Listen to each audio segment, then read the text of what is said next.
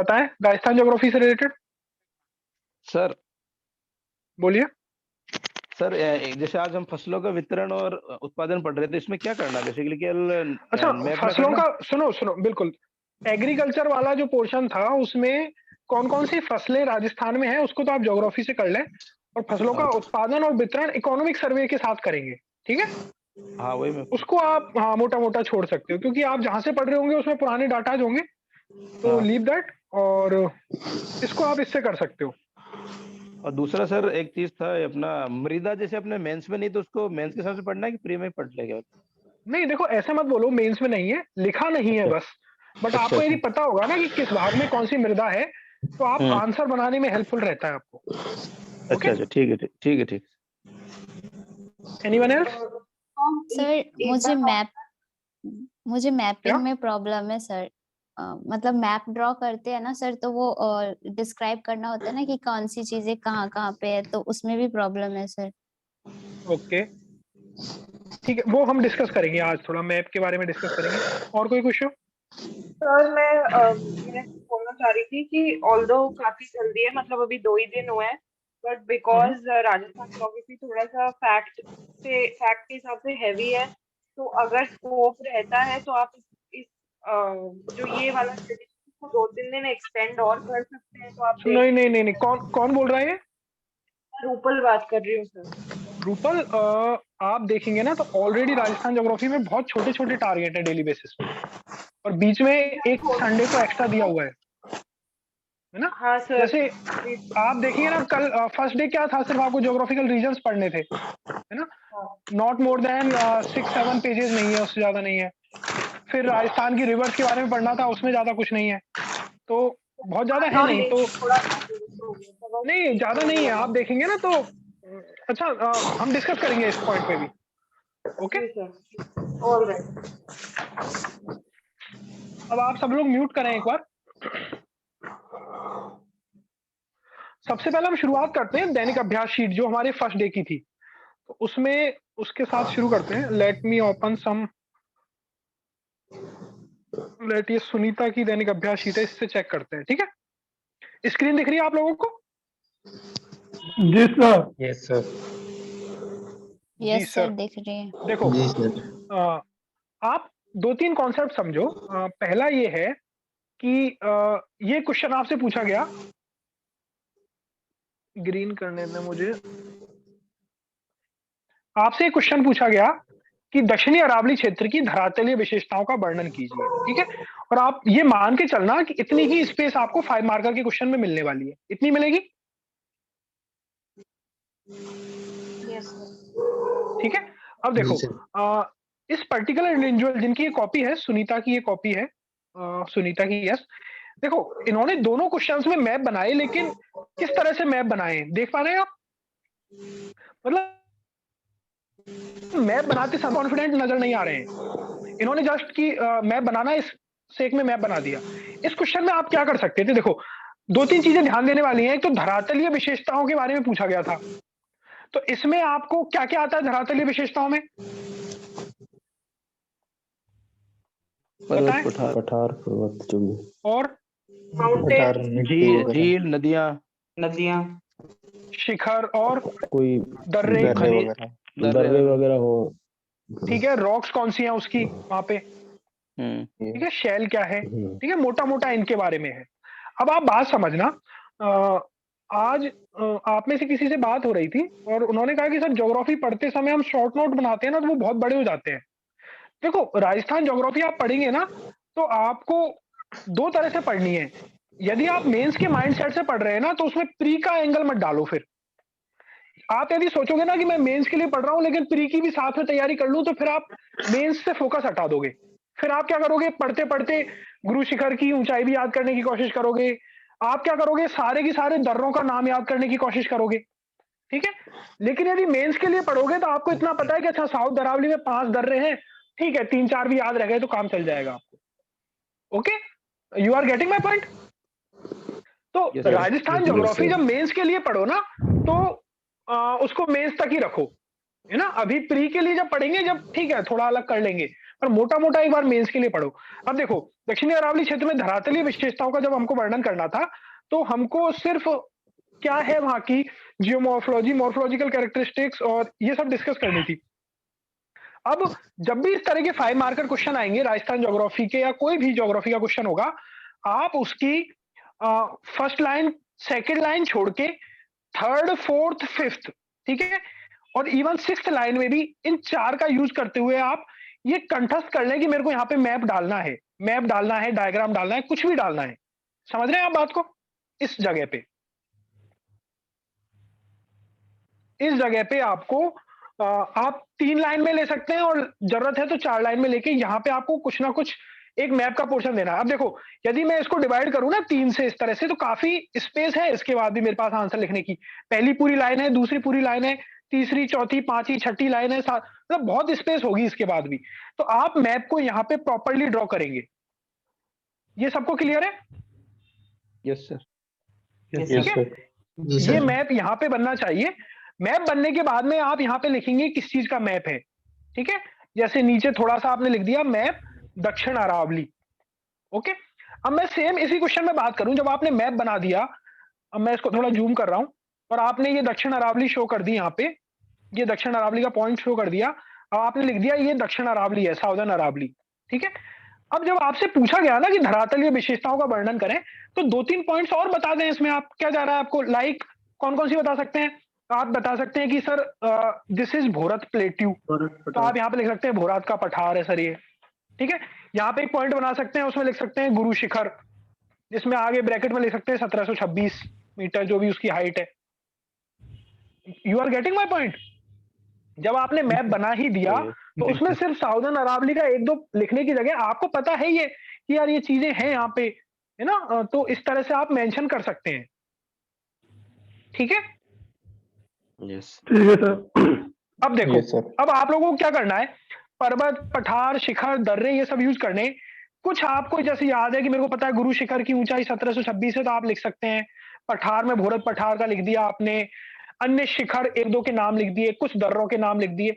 अब इसमें ऐसा नहीं, जैसे आप लोगों में बहुतों ने क्या किया कि क्वेश्चन शुरू किया, पर्वत जितने भी उन्होंने प्री के लिए पर्वत याद किए थे ना 10-12, क्योंकि मन गवाही नहीं देता कि एक भी छोड़ दें, है ना, तो सारे लिख दिए उन्होंने 3 लाइन में। फिर दर्रे उनको सारे रटे हुए हैं, रीट की भी एग्जाम दे रखी है, पटवार की भी, तो सब लिख दिए, समझे। तो आपने वहीं पे अपना काम खराब कर लिया। आप क्वेश्चन की डिमांड देखो, पूछा क्या गया है और उसको उस हिसाब से लिखो। आपको लिखना है कि देखो, शुरुआत कर सकते हो दक्षिण अरावली क्षेत्र इस एरिया से इस एरिया के बीच में फैला हुआ है, जिसको 2 भागों में डिवाइड किया जा सकता है, आबू पर्वत और दूसरा कौन सा है, मेवाड़ अरावली। मेवाड़ में हाँ, मेवाड़ चट्टानी पहाड़ी प्रदेश, ठीक है। तो इन 2 भागों में बांटा जा सकता है। जो आबू पर्वत है उसमें मुख्य चोटियां ये हैं, है ना, इसकी लगभग ऊंचाई इतनी है। इन 2-3 हिली एरिया है, राजस्थान का हाईएस्ट हिली पोर्शंस यहाँ पे हैं। 2-3 ये लाइन यहाँ लिखी आपने, 1-2 पॉइंट्स। फिर भोरत के पठार और उसके बारे में लिख दिया, वहां भोरत का पठार है। और फिर इसके बारे में लिख दिया जो शैल है, ये वलित पर्वत है, जो हमने पढ़ा था ना किस तरह के हैं, फोल्ड माउंटेन्स हैं ये सब। उसके बारे में आप फोल्ड माउंटेन वर्ड का लिख सकते थे। आप लिख सकते थे कि इनकी जो इंक्लिनेशन है अरावली की, ये आपकी है साउथ वेस्ट से लेके नॉर्थ ईस्ट तक है, ठीक है, तो उसकी इंक्लिनेशन लिख सकते थे। तो इस तरह से ये आपको धरातलीय विशेषताओं का वर्णन करना था, ठीक है। हाँ या ना? Yes yes sir, yes sir. ठीक है। अच्छा, अब इसमें क्या किया आपने, देखो 2-3 शिखर के नाम भी लिख दिए, 2-3 चोटियों के, 2-3 पठारों के, 2-3 सब टाइप की चीजों का आपने जिक्र कर लिया, है ना। और मैप को बनाते समय कॉन्फिडेंट रहें कि आपने जो मैप बनाया है वो ठीक बनाया है। इस तरह से मैप बनाएंगे ना तो वो कॉन्फिडेंस को शो करता है कि अरे चलते चलते बना दिया, है ना, मजा नहीं आया। अब नीचे वाले क्वेश्चन में आओ। अब आपका था 56 का मैदान, ठीक है। जिनको पता है वो लिख पाएंगे, जिनको नहीं पता वो नहीं लिख पाएंगे। 56 के मैदान को मध्यमाही बेसिन भी बोलते हैं, पता है? हाँ या ना? Yes sir. ठीक है, मध्यमाही बेसिन बोलते हैं इसको। लोकल एरिया में वागड़ भी बोला जाता है। यस पढ़ा है आपने? Yes yes sir. सर। ठीक है। अब देखो, अब जैसे आप 56 के मैदान में आए, अब आपको क्या करना है, 2 क्वेश्चन है 5 मार्क्स के, इसी तरह से आने वाले हैं मेंस में। अब आपको ये मैप की लोकेशन यहाँ लेके आ जानी है, समझे? यही 4 लाइनों में इस तरफ। अब यहाँ पे आपने राजस्थान का मैप बनाया, इसमें मध्य माही बेसिन दिखाया, यहाँ पे बीच में से माही भी 56 दिखाया, माही रिवर को दिखा दिया इसको। और यहाँ पे आप लिख सकते हैं कि आप जैसे ऊपर लिख रहे हैं ना कि ये बांसवाड़ा प्रतापगढ़ में है, तो यहीं लिख सकते हैं कि जिले बांसवाड़ा प्रतापगढ़, यहीं पे उसको लिख सकते हैं, इस पॉइंट को यहीं पे, ठीक है? उदयपुर, बांसवाड़ा, चित्तौड़गढ़, प्रतापपुर, डूंगरपुर का कुछ एरिया है तो यहाँ पे भी लिख सकते हैं। अब आपने सेम अपने जो भी पॉइंट लिख रहे हो वो यहाँ पे लिख दिया। समझ में आया बात? तो इससे क्या है, अब देखो जब आपका इस तरह का प्रेजेंटेशन निकल के आएगा ना, तो बहुत अच्छा प्रेजेंटेशन होगा और मार्क्स फैचिंग होगा और यूनिक होगा कि हाँ आपने थोड़ी सी मेहनत की है। इसमें किसी को कोई डाउट? नो सर सर, ये पास में आवाज आ रही है, सर क्या? I have a doubt. पास सर पास में आवाज आ रही है। सर कौन मुझे बोल रहा है? प्रेस सब लोग म्यूट कर लें पहले एक बार अपने माइक को। किसी की टीवी चल रही है या समथिंग, कोई रेस्टोरेंट में बैठ के डिस्कशन कर रहा है? हाँ बताएं, डाउट बताएं, सर मुझे फर्स्ट वाले क्वेश्चन में डाउट था। बताएं। सर जैसे इसमें हम मतलब आपने बोला था फर्स्ट में कि आप खुद से एलिवेट कर सकते हो, तो उसमें हम ऐसे टेबल नहीं बना सकते सर? जैसे अगर मुझे पर्वत लिखना है तो पर्वत का पॉइंट बना दिया और ओके, उसको ऐसे पर्वत लिख दिया, एक साइड पर्वत पठार, फिर ऐसे लिख दिया, फिर उनके बारे में बता दिया, ऐसे नहीं नहीं कर नहीं मैम देखो, नहीं नहीं नहीं, क्वेश्चन देखो आप पढ़ेंगे ना तो क्या है, दक्षिणी अरावली क्षेत्र की धरातल विशेषताओं का वर्णन करें, यस डिस्कस सर। करना है ये आपको, ठीक है? इलाबोरेट करना है। वो आपको सिर्फ ये नहीं कह रहा कि सारे के सारे नाम लिख दो आप, ये नहीं पूछा उसने कि धरातलीय विशेषताओं के नाम लिख दीजिए, ये ओके डिस्कशन नहीं सर। है। Discussion involves give some height, tell us about some plateaus, rivers, इस तरह की चीजों के बारे में बताएं, कुछ वैली है क्या, कुछ दर्रे हैं क्या वहां पे, ओके? इन ओके चीजों के बारे में। सर। बहुत से लोगों ने इसमें जनजातियों के बारे में लिखने लग गए, इन सबको अवॉइड करें क्योंकि लिमिटेड था क्वेश्चन। सर इसमें धरातलीय विशेषता है तो इसमें हम जलवायु इनपुट कर सकते हैं या नहीं कर सकते? नहीं नहीं बिल्कुल नहीं, बिल्कुल नहीं। धरातलीय विशेषताओं के बारे में पूछ रहा है ना, तो जलवायु रहने दीजिए उसको, सर ठीक है? एक और डाउट है। मैंने ऐसे हाँ करके कुछ क्वेश्चन फॉर्मेट किए थे मैंने यहीं से देख के, तो जैसे कि इसमें अरावली के है तो हम अरावली की आर्थिक महत्व बताइए, तो उसमें हम क्या क्या पॉइंट ऐड ऑन कर सकते हैं? देखो दैट इज डिफरेंट थिंग, आप एक एक क्वेश्चन को लेके चलो, है ना? इस तरह से तो बहुत सारे क्वेश्चन हो जाएंगे, don't do okay that, okay? कुछ ओके खुद से सर। मत बनाए, अभी जो दिया जा रहा है उस काम तक लिमिटेड रहे अपने आप, ओके ठीक है? सर। Okay sir. ओके, अब हम आगे बढ़ते हैं। और किसी का कोई डाउट? तो मेरा था एक, हाँ बताएं। तो मैं कहता सर जो पहला क्वेश्चन है उसमें सब जो सॉइल होती है, मिट्टियां होती हैं अरावली में, वो हम लिख सकते हैं पहले क्वेश्चन के आंसर लिख में। सकते हो, बट क्यों लिखना? मतलब आपके पास और भी पॉइंट्स हैं। वैसे तो देखो रॉक्स का मतलब ही सॉइल होता है, रॉक्स और सॉइल एक दूसरे से लिंक्ड है। फिर आप खनिज भी लिख सकते हो, ठीक है? लिखने को काफी चीजें हैं इसमें, है ना? पर ठीक है, लिमिटेड रहो, रॉक्स तक रहो। मृदा में क्या लिखोगे? वैसे यहाँ पे माउंटेनियस सॉइल पाई जाती है, हिल सॉइल है, हिली सॉइल्स है, ओके? हाँ एक ही पॉइंट मतलब सॉइल था, जैसे मैंने लिखा था यहाँ ये सॉइल मिलती हैं और ये जो क्रॉप है ना उनके लिए फायदेमंद रहता है ये सॉइल। नहीं नहीं नहीं, वो सब मत लिखो। देखो आपको यार 50 वर्ड में तो सेंटेंस खत्म करना है, क्वेश्चन खत्म करना है। अब आपने सॉइल लिख दिया, फिर क्रॉप्स के लिए फायदेमंद भी लिख रहे हो, तो वो बैठी नहीं बात आपकी, है ना? और ये किसने कहा दक्षिणी अरावली में जो सॉइल्स हैं वो क्रॉप्स के लिए फायदेमंद है? नहीं सर मैं ऐसा मतलब कहीं नहीं है। हाँ जो सॉइल मिलती है वो नहीं नहीं नहीं नहीं, दक्षिणी अरावली क्षेत्र की जो घाटियां हैं उनमें जो सॉइल मिलती है वो फिर भी फायदेमंद है। हिली एरिया में कोई सॉइल मतलब है ही नहीं, एग्रीकल्चर ही नहीं है, ओके? सर हाँ बोलिए, बोले बोले। सर इसमें इस सीक्वेंस का कितना फर्क पड़ता है? जैसे कोई बाद में फैक्ट याद आए तो बाद में डाल दिया, वैसे गड़बड़ हो नहीं जाती नहीं नहीं, ये सब मत किया करो। देखो एक बार में जो याद आ गया वो लिख दो, बाद में आप क्या करते हो, जैसे ये लाइन अच्छी खासी चल रही थी आपकी, 1 2 3 अच्छा लिखा, बाद में आपको बहुत सारी चीजें है ना याद आ गई। अब आपने क्या किया, छोटा छोटा छोटा छोटा करके एक ही लाइन में दो दो लाइनें लिखने लग गए, ठीक है? फिर आपको याद आ गया, अरे यार मैं यहाँ पे कुछ भूल गया, तो इस लाइन के बीच में आपने कुछ लिख दिया। वो सब करेंगे ना तो आपका प्रेजेंटेशन बिगड़ जाएगा। सर मैं आपको फिर से बता रहा हूँ, सुनो मैं आपको फिर से बता रहा हूँ, ये सब जो आप लिखते हो ना ये एग्जामिनर नहीं पढ़ता, है ना, उसके पास टाइम नहीं है इतना पढ़ने के लिए। वो क्या देखता है, यदि आपने अच्छा लिखा है और आप उसको बताना चाह रहे हो कि ये पॉइंट है, तो वो वहां तक पहुंचेगा, नहीं पहुंचेगा। गेटिंग माय ये पॉइंट? तो अच्छा प्रेजेंटेशन रखो और जो आप दिखाना चाह रहे हो उसको दिखाओ। जैसे आपने लिखा भूरत का पठार, ये आपका एक कीवर्ड है जो कम ही लोग लिख के आ रहे हैं। पढ़ के सब जा रहे हैं लेकिन लिख के नहीं आ रहे होंगे। तो भूरत का पठार लिखने के बाद में उसको ऐसे आप बॉक्स में डाल सकते हो, ठीक है। आप डाल सकते हो गुरु शिखर 1722, जो भी आप लिखोगे उसको ऐसे ब्रैकेट में डाल सकते हो। वलित पर्वत आपने लिख दिया कि फोल्ड माउंटेन्स है, उसको इस तरह से ब्रैकेट में डाल सकते हो, ठीक है। अब देखो जैसे ये मैडम है, इन्होंने क्या है, दक्षिणी अरावली को 2 भाग आबू और मेवाड़ अरावली में डिवाइड किया जाता है, ये बिल्कुल लास्ट में लिखा। क्या ये ठीक है क्या? सर ये मैं नहीं ये पहले का पॉइंट होगा, पहले हाँ, ये शुरुआत से करते हैं इसको। अच्छा, जिनकी कॉपी है वो है क्या यहाँ पे? जी सर ये मेरी है, वो लास्ट में याद आया था। नहीं, अब ठीक है, आ गया तो लिख दिया, कोई दिक्कत नहीं है। नहीं लिखने से अच्छा तो लिख दिया आपने, बट कोशिश, ये तो आपको पहले पॉइंट पे याद आना चाहिए था, दक्षिण अरावली। अच्छा, मैंने पढ़ा हुआ है तो मेरे को पता है कि उसके 2 पार्ट हैं, वहीं से वो तो सर शुरुआत होगी बात की। सर कुछ ये पहली बार ये आंसर राइटिंग कर रहे हैं तो फिर वो अरे थोड़ा कोई इशू नहीं है, अरे कोई इशू नहीं है, वो तो हम सब जस्ट डिस्कस कर रहे हैं, ठीक है। हाँ तो हाँ ये पॉइंट क्लियर आप लोगों को? जी सर। सर मेरे ये को डाउट क्वेश्चन है आप, हाँ बताएं।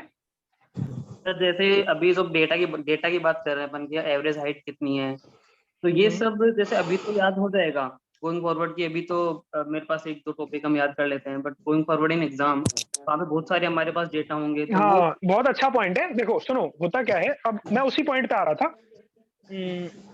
ये सुनीता जी की कॉपी थी जिसमें हम ये क्वेश्चन डिस्कस कर रहे थे, 56 का मैदान, जो राइट। ओपन एंडेड क्वेश्चन है। देखो जैसे धरातलीय विशेषता पूछी, इसमें तो स्पेसिफिक क्वेश्चन पूछ लिया गया कि धरातलीय विशेषताएं क्या है।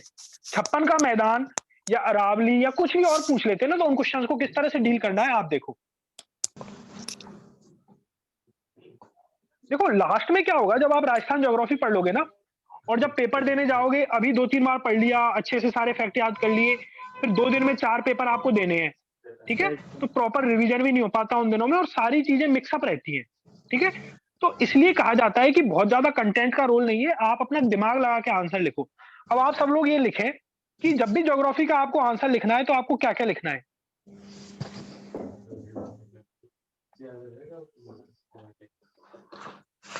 सबसे पहले आपको उस एरिया की रॉक्स या शेल के बारे में जिक्र करना है।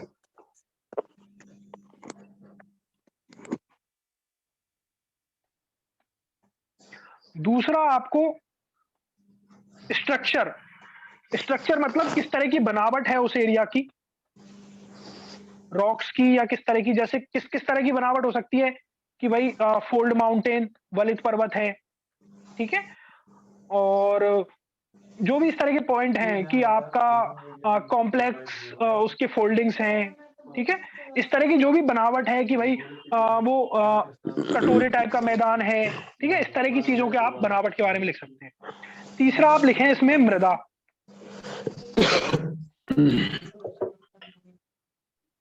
और मृदा को आप जोड़ें खेती से और वनों से।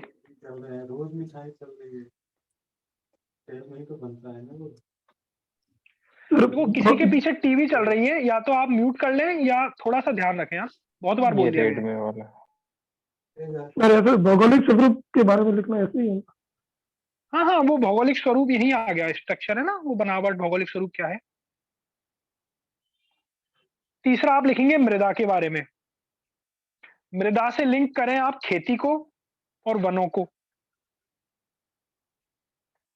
चौथा आप लिख सकते हैं नदियों के बारे में। अब जो भी फीचर्स है ना उनके बारे में लिख सकते हैं। फीचर्स कौन कौन से होते हैं ज्योग्राफिकल फीचर्स? नदियां, पहाड़, सर ये ओवरऑल पठार। के बारे में बता रहे हैं क्या? हाँ, एक बार सुनो आप, ठीक है। ज्योग्राफी में आप क्या है, जैसे आप ज्योग्राफी का सिलेबस निकालेंगे तो यही सब चीजें हैं ना, नदियां, पहाड़, पठार, कोई पीक्स, शिखर,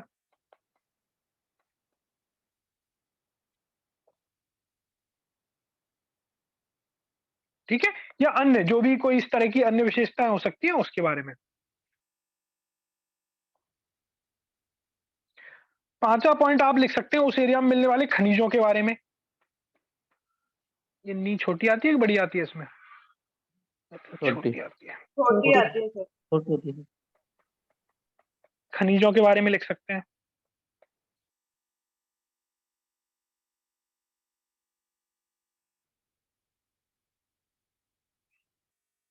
और बताए क्या है?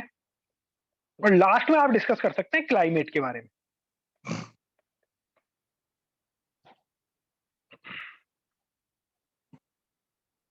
ठीक है ये?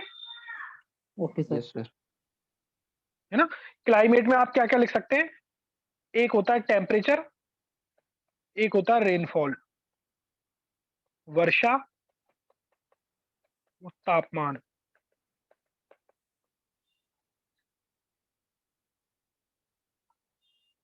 ठीक है?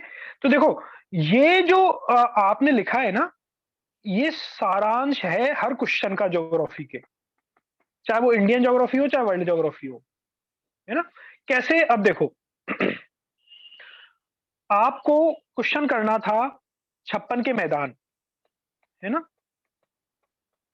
अब आप बात समझना, आपको इतना सा पता है कि हाँ भाई माही नदी के आसपास या माही नदी के एरिया को 56 का मैदान कुछ बोलते हैं। ठीक है? बाकी आपको कुछ भी नहीं आता। ओके? अब आप क्या कर सकते हो? देखो ये जो चीजें हैं ना, ये सब स्टैंडर्डाइज चीजें हैं। शेल, स्ट्रक्चर, मृदा, नदियां, खनिज, क्लाइमेट। देखो कैसे? मैं बात करूं शेल, है ना? तो मैदान से स्पष्ट है कि क्या होगा वहां पे। क्लियर है आप सबको? क्या लिख सकते हो आप इसमें?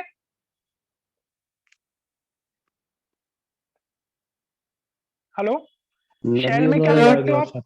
यस और सर। Red loamy soil.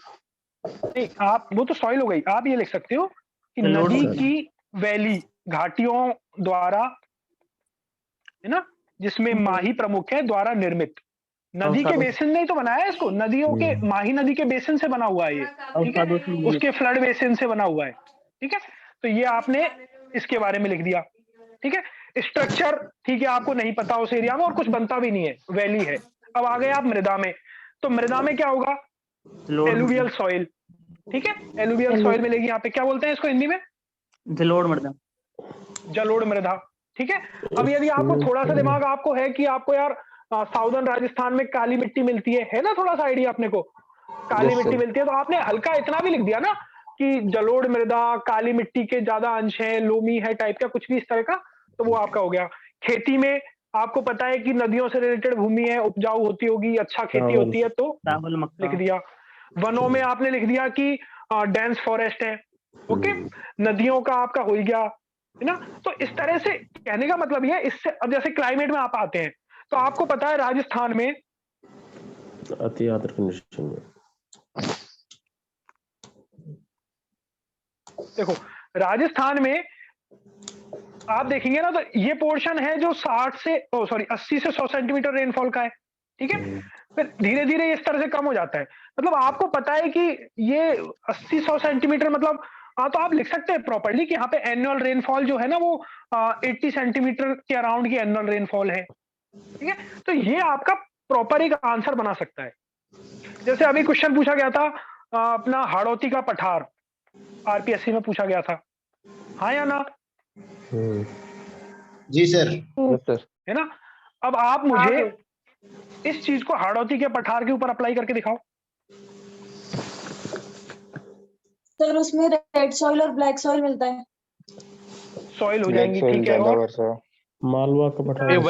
वलित पठार है सर। Volcanic eruption. हाड़ौती का पठार वलित नहीं है। दक्कन है ना? ये लावा हाँ, ये पठार कह लगा सकते है। हो कि ये दक्कन प्लेटू का एक्सटेंशन है। ठीक है? बसाल्टिक लावा है इसमें, बसाल्ट से जो बना हुआ लावा वो है, डेक्कन प्लेटू का एक्सटेंशन है। और कपास की कॉटन कल्टीवेशन है, काली मिट्टी पाई जाती है, काली मिट्टी पाई जाती है। और कपास। सर इसको 5 भागों में बदल दिया जाता है। क्या? चंबल रिवर वगैरह ड्रेन करती है ये। सर्वाधिक वर्षा वाला स्थान है। नहीं, सर्वाधिक वर्षा में लिखो ना, आपको बता तो दिया, लिखो कि हाड़ौती का पठार अराउंड 60 सेंटीमीटर एनुअल रेनफॉल होती है उस समय, 60 से 70 के अराउंड। ठीक है? क्योंकि धीरे धीरे कम हो रही है ना, तो यहाँ पे आप लिख सकते हो कि 60 to 80 सेंटीमीटर के मध्य में बारिश है यहाँ पे।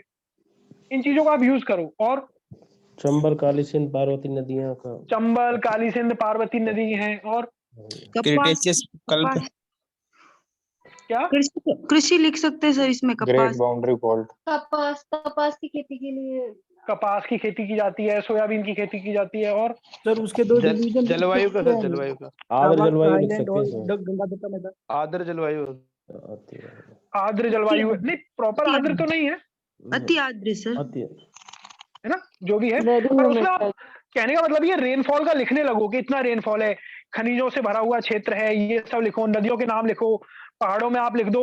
मुकुंदरा हिल्स का नाम सुना आपने? मुकुंदरा के पहाड़, संतूर चोटी, मुकुंदरा के पठार, ठीक है, रामगढ़ क्रेटर, पढ़ा है ना ये? रामगढ़ क्रेटर लिख सकते हैं, सही। ठीक है, तो वो एक्चुअली लिख हुआ सकते क्या, हैं कि रामगढ़ पारा।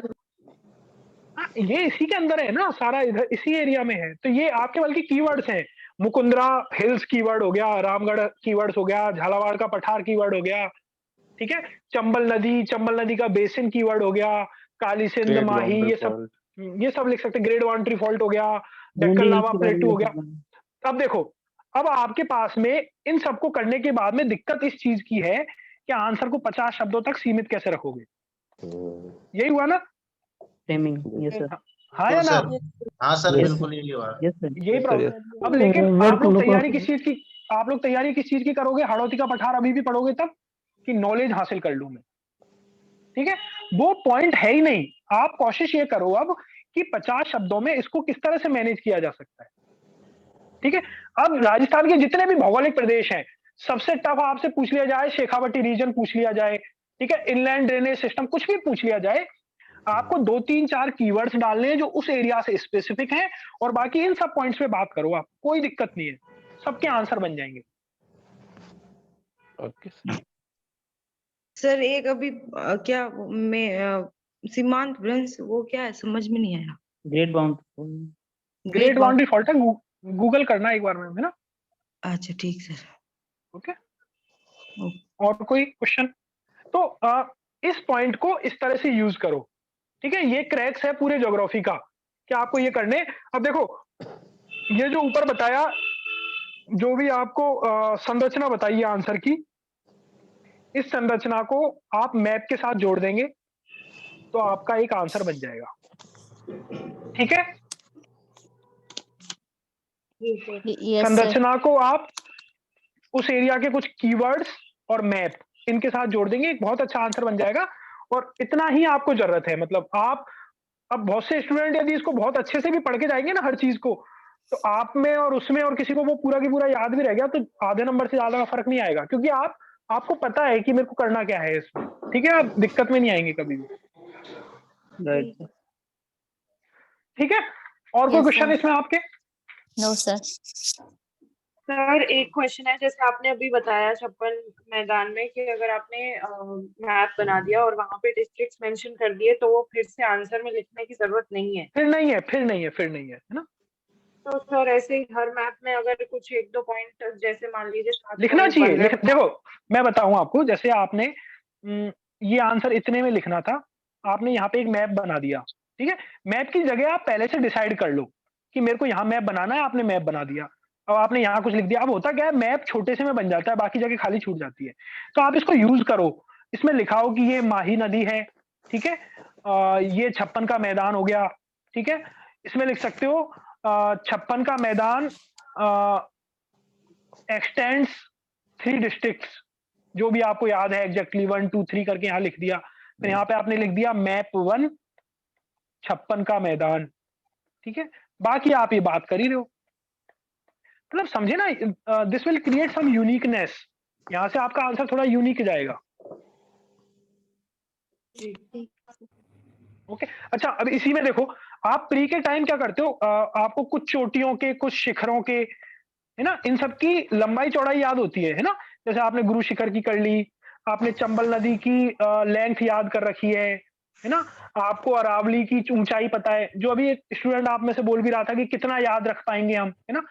आप प्री के टाइम सब याद करते हो और मेंस के टाइम तक आपको 1-2 चीजें याद रहती हैं, पर आप लिखते फिर भी नहीं हो। जैसे आपने गुरु शिखर लिखा, गुरु शिखर के आगे लिख दो 1722 मीटर, ठीक है।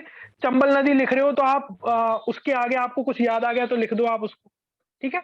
बाकी मैंने आपको बताया जैसे बारिश हमेशा ऐसे मत लिखा करो जलवायु में कि आर्द्र जलवायु है, लिखो कि यहाँ पे जो रेनफॉल है, एनुअल रेनफॉल वो 60 से 80 है, 80 से 100 सेंटीमीटर है ना। ये ज्योग्राफिकल कीवर्ड्स हैं, 40 से 60, 20 से 40, ये ज्योग्राफी के वो हैं, टेबल है ज्योग्राफी की रेनफॉल की, ठीक है। आप लिख सकते हो, आपको यदि कोपेन का जलवायु क्लासिफिकेशन याद है तो आप लिख सकते हो कि दिस जलवायु क्लासिफिकेशन कम्स अंडर BSHW। 3-4 तो बेचारे ने क्लासिफिकेशन दिए राजस्थान के अंदर, 4 है ना। पर आप लोग क्या करते हो, उस 4 क्लासिफिकेशन को कब लिख के आओगे, जब पूछा जाएगा। आप उसको यूज नहीं करते हो। आपको क्या करना है, आप इसको रट लो कि मेरे को ज्योग्राफी का पेपर देने जाऊंगा तो मेरे को ये चीज रिवाइज करके जानी है, ये वाली टेबल संरचना वाली।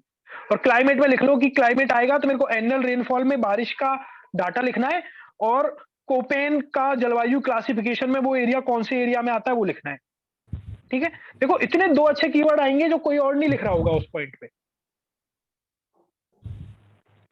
Is it okay? यस ठीक है। तो इन चीजों का आप यूज करो, नदियों के नाम लिखो, माही नदी, जैसे हड़ौती का पठार में आपको चंबल नदी याद आई, फिर आपको चंबल की नदियों में 2-3 के ही याद आए, तो आप लिखो चंबल नदी और चंबल की right bank tributaries like this और left bank tributaries like this, है ना, वो भी इस रिवर में आती है। तो आपने वहां पे अपनी प्री की नॉलेज भी डाल दी। Okay, yes sir. The recently announced ERCP is also one of the major क्या discussion point in this Hadoti plateau, ठीक है। फिर वहां से आप कीवर्ड्स निकाल सकते हो ERCP से। तो आपके पास सोचो कंटेंट नॉलेज की कोई कमी नहीं है, जितने भी इस प्रोग्राम को ज्वाइन करके बैठे हैं ना, क्योंकि आप सब लोग या तो पढ़ना चाह रहे हैं या ऑलरेडी पढ़ के आ रहे हैं, तो आप में नॉलेज है, बस आप उसको यूज करो। क्योंकि RAS UPSC की तरह नहीं है। UPSC में आपको बहुत स्पेस मिलता है लिखने के लिए, कई बार आप कम पड़ जाती है नॉलेज। RAS में देता ही वो 50 शब्द है, लिखने से पहले ही लाइनें खत्म हो जाती है ना। Yes sir. क्या और बताएं, आप में तुम्हारे से बड़ा आधों के साथ तो ये होता है कि लाइनें खत्म होने के बाद समझ में आता है कि यार अभी तो आंसर लिखना शुरू ही नहीं किया, कुछ और ही लिख दिया, इंट्रोडक्शन ही लिख रहे थे अभी तक तो, ठीक है। तो ये चीजें हैं इसमें। अच्छा, और कोई डाउट आपको? सर जैसे बहुत सारे डिस्ट्रिक्ट्स हैं, जैसे हर रीजन में बहुत सारे डिस्ट्रिक्ट्स हैं, तो जब याद करते हैं ना तो कंफ्यूजन हो जाता है, मतलब मिक्सअप हो जाता है सब। तो कैसे याद रखते हैं सारे डिस्ट्रिक्ट? संभाग के हिसाब से आप याद करने की कोशिश करो, है ना। आप तो संभाग के हिसाब से याद करने की कोशिश करो कि भरतपुर, अब जैसे हाड़ौती के पठार में आप लिखो ना, कोटा संभाग की 3-4 डिस्ट्रिक्ट नाम लिख दिया आपने, फिर आसपास का 1-2 और लिख दो। ऐसा कोई कंफर्म नहीं है कि वो उसको गलत करेगा, ठीक है। Okay sir. Anyone else? अब आप लोगों को क्या करना है, अब से जो भी दैनिक अभ्यास शीट मिलेंगी राजस्थान की, देखो वर्ल्ड में उसमें भी बोला गया था, इंडियन ज्योग्राफी और वर्ल्ड ज्योग्राफी में भी, प्रत्येक 5 नंबर के क्वेश्चन में 1 मैप या डायग्राम, ये डाला नहीं ना तो आपने एक तरह से गुनाह करके आए हो आप। और 10 मार्कर में एटलीस्ट 2, ये ज्योग्राफी के लिए है, ठीक है। सर जैसे आज का क्वेश्चन था वो नदियों वाला, तो उसमें हमारे पास इतना कंटेंट था कि इसमें मैप भी बनाना है, फिर उसमें पूरा लिखना भी, तो सर वो कैसे मैनेज करेंगे? हाँ, अब सुनो, वो क्वेश्चन RPSC का क्वेश्चन है ना, पूछा गया था 2018 में पूछा गया था। यस 10 नंबर का था, है ना, 10 नंबर में पूछा गया था, एक ही पेज था। तो अब वो आपकी कलाकारी है कि उसको कैसे एक पेज तक सीमित रखते हो। और वहां पे यदि आप इमोशनल हो गए ना कि मेरे को तो सारी नदियों के नाम पता है, और होते हैं बहुत से स्टूडेंट, मेरे बहुत सारे दोस्त हैं जो अभी तक इस चीज पढ़ते हैं, मतलब पेपर से बाहर निकलते हैं ना तो वो ये कहते हैं आपको कि तूने वो उस नदी का नाम लिखा कि नहीं लिखा जो आपने सुना भी नहीं है, और वो आपको डिमोटिवेट करते हैं उस चीज में कि तूने वो नहीं लिखा मतलब तू गलत करके आया है। आप समझो वो 10 इतने से में लिखना क्या है। तो आपको क्या करना था, वो क्वेश्चन क्या था आज कल का? राजस्थान की नदियों पर सर वो डिस्कस करती थी, नदी प्रणालियों का भौगोलिक विस्तार पर टिप्पणी है। एक second river systems of Rajasthan, describe river systems of Rajasthan, ठीक है, बड़ा सिंपल क्वेश्चन है। क्या है रिवर सिस्टम ऑफ राजस्थान का, बताएं। बंगाल तीन और पार्ट है सर, बंगाल बंगाल की खाड़ी, खाड़ी, अरब सागर और इसमें इसमें एक रिलेटेड सेकंड, मैं रुको, मैं इसको खोलता हूँ, वहीं पे पेपर में ही खोलता हूँ, रुको। 2018 में था आई थिंक।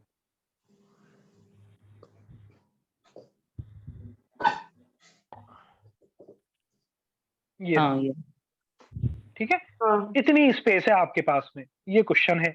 अब आपको क्या करना है, describe river system of Rajasthan. अब आपको पता है नॉलेज बहुत है, यदि आपने इसको ढंग से नहीं लिखा ना तो मारे जाओगे, यही राइट। होगा ना। अब आपको क्या करना है, राजस्थान के रिवर सिस्टम को कितने पार्ट में डिवाइड कर सकते हैं हम? 3 parts. तीन पार्ट। ठीक है, तो मैंने पहले ही सोच लिया कि रिवर सिस्टम ऑफ राजस्थान है, 3 पार्ट में ये जाएगा। ठीक है, 3 ड्रेनेज सिस्टम है इसके, रिवर सिस्टम 3 है, तीनों के बारे में लिखना है मुझे, और सिंपल सा क्वेश्चन है, ठीक है, प्लेन। अब आपको क्या करना है, लिखा कि रिवर सिस्टम ऑफ राजस्थान, शुरुआत में ऐसे करूंगा, इसकी इंग्लिश में करता हूं, ठीक है। Okay, sir. Yes sir. River system of Rajasthan can be divided into 3 subsystem 3 part subsystems, 3 subsystems, ठीक है। आपने लिखा पहला, यहीं पे लिख दीजिए, ठीक है, ड्रेनिंग इनटू अरेबियन सी, है ना, sorry that bay of Bengal river system, bay of Bengal. Second is Arabian sea river system, third is inland drainage, ठीक है ना। अब मैं ये लिख सकता हूं इसी में आगे नॉलेज डालते हुए कि परसेंटेज ऑफ, सुनो दीज जो मैं क्या लिख रहा हूं, हो सकता है देखो इसका कोई आंसर गलत नहीं है, सब ठीक है ना, हम सिर्फ एक बार लिखने की कोशिश कर रहे हैं, हम देख रहे हैं स्पेस यूटिलाइजेशन किस तरह से करना है। Okay, these river systems are divided by, जो आपका वो है, आप यहाँ पे जिसको आप बोलोगे वाटर डिवाइड, है ना, डिवाइडेड बाय, कौन है वाटर डिवाइड इसका? अरावली हिल्स। दूसरा वाटर डिवाइड कौन सा है राजस्थान का? दिल्ली अंबाला रेंज, पता है आपको? Delhi Ambala range, and third है आपका वेस्टर्न घाट, ठीक है। तो ये 3 मिलके आपके इन तीनों नदियों के सिस्टम को राजस्थान में डिवाइड करते हैं, हाँ या ना? Yes sir. ठीक है, अब आपने लिखा पहला लिख दिया आपने, बे ऑफ बंगाल रिवर सिस्टम, ठीक है। ये मैंने कॉन्फिडेंटली यहाँ पे एक मैप बना दिया, ज्यादा बड़ा हो गया, इतनी स्पेस की जरूरत नहीं है। यहाँ पे आपने बे ऑफ बंगाल रिवर सिस्टम का एक मैप बना दिया, जिसमें आपको क्या करना है, आपको पूरा पोर्शन नहीं दिखाना है, आपको सिर्फ देखो ये पोर्शन यहां से आएगा, ये यहां से यहां उठे, बाहर की तरफ ले गया मैं, ये यहां से यहां जाएगा, ठीक है। अब आपको सिर्फ अरावली के इस तरफ का आपको ये दिखाते हुए, दीज आर दी अरावलीज। अब आपको 2-3 रिवर्स दिखानी है, कौन कौन सी बताएं? चंबल बनास, ठीक है, चंबल, है ना, और कौन सी है? बनास और पार्वती, बनास। अब देखो यहाँ पे आप अच्छे से 3-4 रिवर दिखा सकते हैं, काली सिंध, पार्वती, ठीक है, दिखा सकते हैं, है ना। अब आपने ये दिखाया, और यहाँ पे आपने लिख दिया river bay of Bengal, Bengal की खाड़ी रिवर सिस्टम, ठीक है। अब आप यहाँ पे क्या लिख देंगे, bay of Bengal river system में मेन रिवर्स आर, कौन कौन सी है main river? Main river is Chambal, ठीक है, आप लिखें major river is Chambal Banas, which drain into Yamuna river, है ना, which drain into Yamuna river, and its major tributaries are ठीक है, अब आपको जो भी 3 4 5 मेजर ट्रिब्यूटरीज के नाम याद है वो लिख दीजिए, बन जाएगा। Yes sir. फिर आप लिखें दूसरा, कौन सा है? अरेबियन अरेबियन सी। ठीक है, अरेबियन सी का आपने ये मैप यहाँ बना दिया। ठीक है, पूरी Yes, बात sir. लिख दी आपने। कौन सी है मेजर रिवर्स इसमें अरेबियन सी में? लूनी, माही, साबरमती, अब आप समझ गए ना, अब बनास, आपको ये वाला लूनी, पोर्शन माही, बनाना ही नहीं है, साबरमती। इसको यहीं तक बनाइए अब आप। ओके, तो आपने ये अरावली दिखा और इसमें अब आपने ये पॉइंट बता दिया कि ये लूनी है। ठीक है, ये माही रिवर है, ये साबरमती रिवर है। ठीक है, अब आपने लिख दिया कि मेजर 3 रिवर्स आर, और लूनी आपको पता है कि इंपॉर्टेंट रिवर है। यहाँ पे भी आप चाहते हैं ना तो एक लाइन और बढ़ा के Chambal one of the only perennial river है, 1 2 लाइनें वहां पे लिख सकते थे उसके बारे में भी। ठीक है, स्पेस होगा। फिर यहाँ पे आप लिख सकते हैं कि लूनी, माही, साबरमती है, उनकी मुख्य नदियां ये हैं। ठीक है, सॉरी ट्रिब्यूटरीज रिवर्स ये हैं। और उसके बाद में लिख सकते थे लूनी को रेगिस्तान का क्या कहते हैं? नहीं अमृतसर, सर, जवाई डैम। ठीक है, तो हाँ, लूनी नदी है और मतलब बहुत बेनिफिशियल है उस रीजन के लिए, आप यहाँ डिस्कस कर सकते हैं। लंबी नदी है। तीसरा आप लिख सकते हैं इनलैंड ड्रेनेज सिस्टम। ठीक है, इनलैंड ड्रेनेज सिस्टम में आप सिर्फ नाम लिख के भी काम चला सकते हैं कि इनलैंड ड्रेनेज सिस्टम में जो भी आप 4 5 नदियों के नाम बताएं वो नाम लिख दें, उनका यहाँ पे मैप बना दें। तीसरा मैप ही हो गया। ठीक है, फिर आप लास्ट में लिख दें 2 3 लाइनों में कि राजस्थान के अंतर्गत कोपेन का ड्राई, कोपेन के क्लासिफिकेशन के हिसाब से ड्राई क्लाइमेट पाया जाता है BSH मेजर एरिया में, है ना। और जो एवरेज रेनफॉल है वो 40 से 60 सेंटीमीटर है, जो राजस्थान की पॉपुलेशन लाइव स्टॉक्स, है ना, और खेती को पर्याप्त नहीं है, इसलिए इन रिवर्स की भूमिका और बढ़ जाती है। और इन रिवर्स पे कुछ मुख्य बांध बनाए गए हैं और नहरें चलाई गई हैं, जैसे इंदिरा गांधी नहर, माही बजाज सागर डैम, 3 4 के नाम आप लिख दें जो बहुत ही इंपॉर्टेंट सिद्ध होते हैं। तो ये आपका आंसर बन जाएगा। इसमें कर तो पाएंगे पिछली बार इसको? 8 नंबर भी मिले हैं सर। Yes sir. अरे मिलेंगे इसमें, पर देखो अब आप इसमें यदि इमोशनल हो जाओगे ना तो क्या करोगे, आप सोचोगे यार मेरे को चंबल की सारी रिवर्स की ट्रिब्यूटरीज का नाम याद है, मैं सब लिख के आऊंगा, तो वो गड़बड़ हो जाएगा, है ना। आपको ये भी पता लग जाएगा कि चंबल आपने क्योंकि रटा हुआ है, कोचिंग में ये बताया गया है कि वो मालवा के पठार में महू से निकलती है और इधर से घुसती है उधर से निकलती है ना। फिर तो आप वो सब लिखने क्या लग लिखे? जाएंगे। आप समझ रहे हो, आपने जैसे लिखा ना तो बंगाल, बे ऑफ बंगाल यहाँ तक आ गया आपका, फिर आपको लगा यार ये ज्यादा हो गया, है ना, फिर आप बाद ही सब में घास काट देंगे। हाँ बोलिए। हेलो सर, एक सिंगल मैप में तीनों ड्रेनेज नहीं दिखा सकता है क्या? ये दिखा सकते हो, फिर भी मैं आपको सजेस्ट करूंगा यदि आप छोटे मैप ड्रॉ कर सकते हो ना तो छोटे ड्रॉप करो, वो ज्यादा अच्छा होता है। ठीक है, क्योंकि एक में आप दिखाने की कोशिश करोगे ना तो बहुत ज्यादा इसमें मतलब वो हो जाएगा, मिसमैनेज हो जाएगी चीजें वो। और पता है छोटे मैप से ज्यादा बड़ा मैप स्पेस खा जाएगा आपका। क्यों? क्योंकि इधर भी कुछ दिखाना है, इधर भी कुछ दिखाना है, आधी चीजें बीच में दिखाओगे, एग्जामिनर इतना पड़ेगा नहीं जूम कर करके। ठीक है, तो आप इसको ऐसे छोटे छोटे मैप के थ्रू दिखाइए। ये देखने में भी अच्छा लग रहा है और ये देखने में भी अच्छा लगता है, लेफ्ट राइट घूम रहे हो, बढ़ रहे हो आगे, और आपको भी मजा आ रहा है। और पता है ये करने के बाद में अभी तो मैंने लाइनें छोड़ी हुई हैं, अरेबियन सी के आगे लाइन खाली पड़ी है, कुछ नहीं लिखा हुआ, इनलैंड के आगे की लाइन खाली पड़ी है, कुछ नहीं लिखा हुआ। ठीक है, तो आपका प्रेजेंटेशन बहुत निखर के आएगा। अब एक काम करना, एक पेज में दोबारा इस क्वेश्चन को दोबारा ट्राई करना सभी लोग, ठीक है, इसी तरीके से। ओके, उससे आपकी प्रैक्टिस होगी। अब देखो मैंने इसमें वाटर डिवाइड का भी डिस्कस कर लिया, मैंने थोड़े बहुत। अच्छा, अब यदि मैं डैम्स को यहीं पे डालने लग जाता ना, समझना आप बात को, तो मेरे को हर जगह फिर डालने पड़ते, है ना, फिर मेरा और लंबा खिंच जाता। तो आप लास्ट में लिख सकते हैं 2 3 मेजर डैम्स के नाम, वहीं पे खत्म कर सकते हैं। अच्छा, इसमें एक चीज और होती है, आपको अपनी नॉलेज पे कंट्रोल रखना होता है, limited to what is asked, है ना। आप क्या पढ़ के जाते हो, इतना सारा पूछा जाता है इतना सा, और आप सबको इसके अंदर डालने की कोशिश करते हो, है ना, फिर 314 कट ऑफ जाती है। तो ये मत करो, ओके, उससे कुछ भी हासिल नहीं हो रहा है।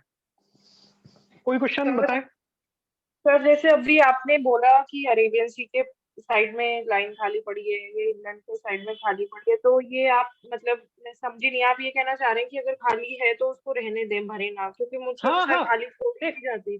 नहीं नहीं नहीं, देखो यहाँ पे मेरे से खाली बन रही है, क्योंकि अब मैं क्या लिखूं, आप चाहें तो लिख सकते हैं, कुछ पॉइंट लिख सकते हैं, ठीक है, पर नहीं भी खाली जा रहा तो ठीक है, मतलब खाली भी छोड़ देंगे ना तो भी मतलब मेरा सिर्फ कहने का मतलब ये था कि ये बहुत ज्यादा क्लमजी नहीं बनेगा, लिखने के बाद में भी बड़ा निखर के आएगा, मतलब जगह रहेगी इस पेज में भी।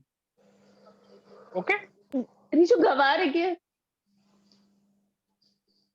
हो सकता है मैम। हेलो, जस्ट जोकिंग, ठीक है। तो ये है ये क्वेश्चन। और कोई डाउट आपको? सर हाँ बोले। सर एक दो जगह बाण गंगा को अंतःप्रवाही में दे रखा, तो उसको अंतःप्रवाही मानना है, क्या मानना है? नहीं, अंतरप्रवाही में एक्चुअली क्या होता है, लिख सकते हो कि वो नदियां जो सिर्फ बारिश के मौसम में निकलती हैं, ठीक है, और उसमें मुख्यतः नहीं, आजकल सर वो अंतःप्रवाही में आने लगी सर, अंतःप्रवाही में दिखा रहा है कुछ जगह। देखो ये जो आप दोनों डिस्कस कर रहे हो ना, ये मतलब आदत होती है जयपुर में पीजी में लाइब्रेरी में रह के जो बच्चे डिस्कस करते हैं ना चाय की थड़ी पे, है ना, और इससे कुछ भी हासिल नहीं होता, समझना आप बात को। ये ना क्वेश्चन आने वाला, और आ भी गया तो छोड़ दोगे, पर अच्छा है उससे डिस्कस मत करो इन चीजों को, आप उन चीजों तक सीमित रहो। आप दोनों में लिख दो, कोई मना थोड़ी कर रहा है, आपको भी पता है बाणगंगा चंबल में भी जाती है, अंतरप्रवाह में भी लिख दो। बहुत सारी नदियां हैं जो अंतरप्रवाही होती जा रही हैं। अंतरप्रवाही का मतलब क्या है, जो बारिश के दिनों में मानसून के सीजन में फ्लो में आ जाए, बाकी समय पानी ना रहे उसमें। काली सिंध में भी हो सकता है ये काम, अंतरप्रवाही हो जाए, ठीक है। तो दिस इज नॉर्मल कॉन्सेप्ट, उसको आप उस तरह से मत लो। आप यहाँ पे क्या लिखोगे अंतरप्रवाही में, आप लिखो कि अंतरप्रवाही की मुख्य नदियां कौन कौन सी हैं, बताएगा कोई? घग्गर है, कांकली है, हाँ, पहले तो घग्गर नाले के बारे में लिखना है आपको, शेखावटी रीजन में लिखना है, शेखावटी रीजन की अंतरप्रवाही नदियों के कारण जो खारे पानी की झील है उनके बारे में लिख सकते हो, एक दो पॉइंट, है ना। प्लाया लेक्स जो पढ़ी थी ना आपने, प्लाया, है ना, तो उनके बारे में लिख सकते, बिल्कुल। ठीक है, और कोई डाउट इसमें भी आपको? तो अब आपको क्या करना है, ये जो संरचना है, वेयर इज दैट, ये संरचना आपको यूज करनी है। इस संरचना में आपको कीवर्ड्स और मैप को इंसर्ट करना है और अपने स्ट्रक्चर पे आंसर लिखने हैं, ठीक है, क्लियर। तो अब जितने भी दैनिक अभ्यास शीट आएंगे, आप सब इस चीज का ध्यान रखें। एक आप लोग जब लिखते हैं ना, तो मैप भी अच्छे से बनाए, कोई लिखते लिखते ही मतलब जैसे अंत किया किसी ने, so this is called edge, और लास्ट में सपोज 56 बेसिन ऐसे करके, मतलब पता नहीं क्या सिग्नेचर मारना है उसको उस पॉइंट पे। मतलब इससे क्या है, आप लोगों का लैक ऑफ सीरियसनेस दिखती है एग्जामिनर के प्रति या अपने खुद के वर्क के प्रति। ये क्या है, आप लिखो तो जैसा शुरुआत की वैसे अंत भी करो, है ना, अच्छे से चीजों को लिखो, अच्छे से प्रेजेंट करो। मैप बनाओ तो कॉन्फिडेंट रहो, जैसे आपने ये मैप बनाया और एक ने लिखा हुआ है ऐसे कि दिस इज, यहाँ पे ये अरावली रीजन। अब आप क्या चाहते हो, एग्जामिनर इसको घुमाए पहले हैं फिर पढ़े उसको, आप उसको ऐसे भी लिख सकते हो, this is Aravalli, this is something, this is something, इसको इस तरह से पॉइंट आउट करके लिखो। ओके, तो उससे क्या अच्छे से समझ में आएगा एग्जामिनर को कि क्या है ये। डन, आगे बढ़े। हाँ सर, मुझे ठीक है, तो आप इन सब चीजों को यूज करेंगे नेक्स्ट दैनिक अभ्यास शीट में और राजस्थान के जो भी अपना सेक्शनल टेस्ट होगा उसमें। ओके, अब अपना नेक्स्ट एजेंडा क्या है आज का? अच्छा, पैराग्राफ राइटिंग, बिल्कुल हेलो सर, रिवर की बेसिन्स वगैरह ये याद करनी। उसमें क्या याद करोगे आप? मतलब जो आपने एरिया वगैरह बोला था ना अभी। देखो अभी हम मेंस के हिसाब से याद कर रहे हैं, तो मत करो उन चीजों को, ठीक है, उन सब चीजों को मत करो। अच्छा हाँ बोले। सर वो जैसे राजस्थान का ये पनोरमा में दे रखा है ना, राजस्थान का स्टार्टिंग का पूरा ओरिजिन वगैरह, वो पता है प्री के नहीं, वो रहने दो आप, है ना, वो शेल एल दे रखी है, रॉक सिस्टम दे रखा है, ठीक है, आपको यदि इंडिया में समझाने की कोशिश की थी, वहां यदि समझ में आया तो उसको यहाँ भी यूज कर सकते हैं थोड़ा बहुत, ठीक है, बाकी आप रहने दीजिएगा। ओके सर राजस्थान के डिविजन्स दिखाने थे ना मैप में, तो हाँ डिविजन्स तो दिखा दिए, बट उसमें सब डिविजन्स दिखाएंगे तो बहुत ज्यादा वैसे नहीं हो जाएगा? बिल्कुल मतलब नहीं होगा कैसे मैम, करना था बहुत। मैंने एक गुड कॉपी शेयर आप की हुई है, देखिए आपने, एक गुड कॉपी शेयर की हुई थी, देखी थी आपने, उसमें है, मतलब क्लियरली ऐसा कोई इश्यू नहीं है। अच्छा, अभी प्रेजेंट में ये 4 चीजों पे बहुत डिस्कशन है, इनमें से प्री और मेंस में पक्का क्वेश्चन आएगा, तो इसमें आप लोग रेडी रहें। 50 बार तो सीएम साहब याद कर लेते हैं इसको, ERCP। देखो, एक तो ERCP पे आ सकता है, ERCP से लिंक्ड है परवन डैम और नवनेरा डैम, ठीक है, ये रिसेंट में वर्किंग है, काम चल रहा है, इन पे क्वेश्चन पूछा जा सकता है। शायद पूछा भी गया था परवन डैम पिछले प्री में कि किस किस जिले को फायदा देता है ना। नोनेरा डैम पे आ सकता है और ईसरदा बांध, है ना। तो ये 4 आपको अच्छे से पता होनी चाहिए डिटेल में कि कहाँ क्या कैसे कौन मूव कर रहा है, ठीक है। Hello sir. अरे हाँ ना तो बोल दिया करो। Yes sir. Yes sir. Okay, अब हम आगे मूव करते हैं पैराग्राफ राइटिंग की तरफ, ठीक है। Yes sir. Yes sir.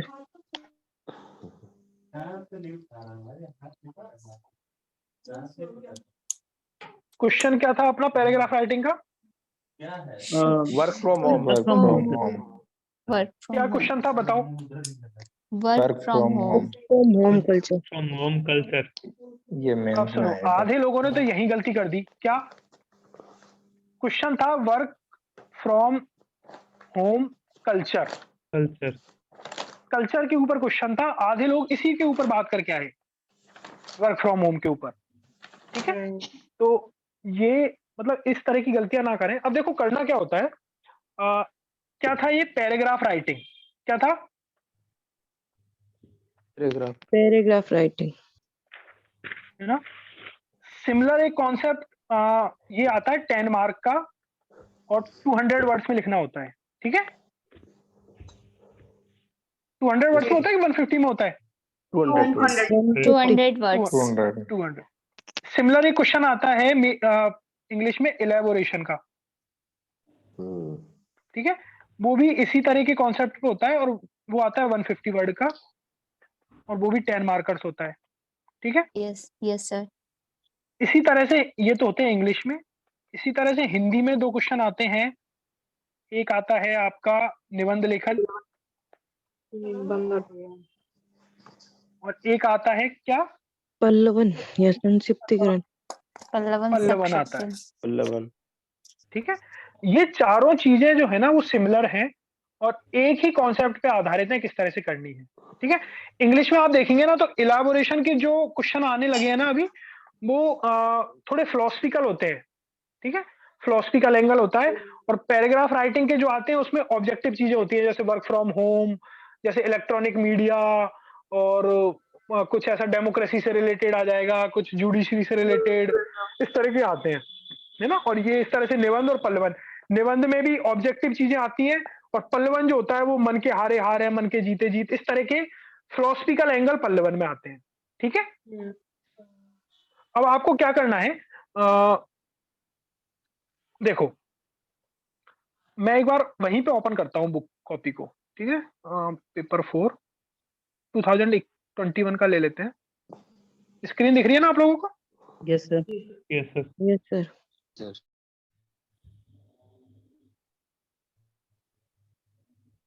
This is elaboration. देखो वर्क फ्रॉम होम का ये क्वेश्चन है, 200 वर्ड्स में लिखना है और कितना स्पेस दिया है इसने? 2 पेज दिख रहे हैं आपको? या कुछ लाइंस ये हैं, फिर 1 पेज ये है और बाकी है, अराउंड 2 पेजेस का इसने गैप दिया है आप, ठीक है। अब आप सब लोग क्या करेंगे, जब भी इस तरह का निबंध लिखना हो या कुछ भी लिखना हो, सब लोग ध्यान से सुनना। आपको क्या करना है, इन चारों क्वेश्चंस में इंट्रोडक्शन 10% वर्ड्स, जितने क्वेश्चन का पूछा गया ना उसके 10% वर्ड्स का इंट्रोडक्शन।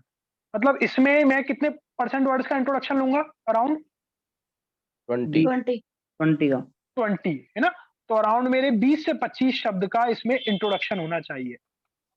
ठीक है, चारों में मस्ट है इंट्रोडक्शन कंक्लूजन, क्योंकि this is paragraph writing, this is निबंध राइटिंग। ओके, इलेबोरेशन, इसमें ये चीजें जरूरी है। इंट्रोडक्शन, सिमिलरली आप अपनी बात को कंक्लूड करोगे 10% वर्ड्स में। ठीक है, वही 20 से 25 शब्द में आप अपनी बात को यहाँ पे क्लोज करोगे। ओके, ये क्लियर है सभी को? Yes sir. है ना? अब जो पुराने स्टूडेंट्स हैं अपने सीपीपी के, उनके साथ ये पहले डिस्कशन हो चुका है। बाकी जो नए हैं वो आप देखें। इसके बाद में मेरे को क्या करना होता है, मेरे से जो कहा गया है उसको उससे रिलेटेड मेरे को 4 या 5 डायमेंशंस ढूंढने हैं। क्या ढूंढने हैं?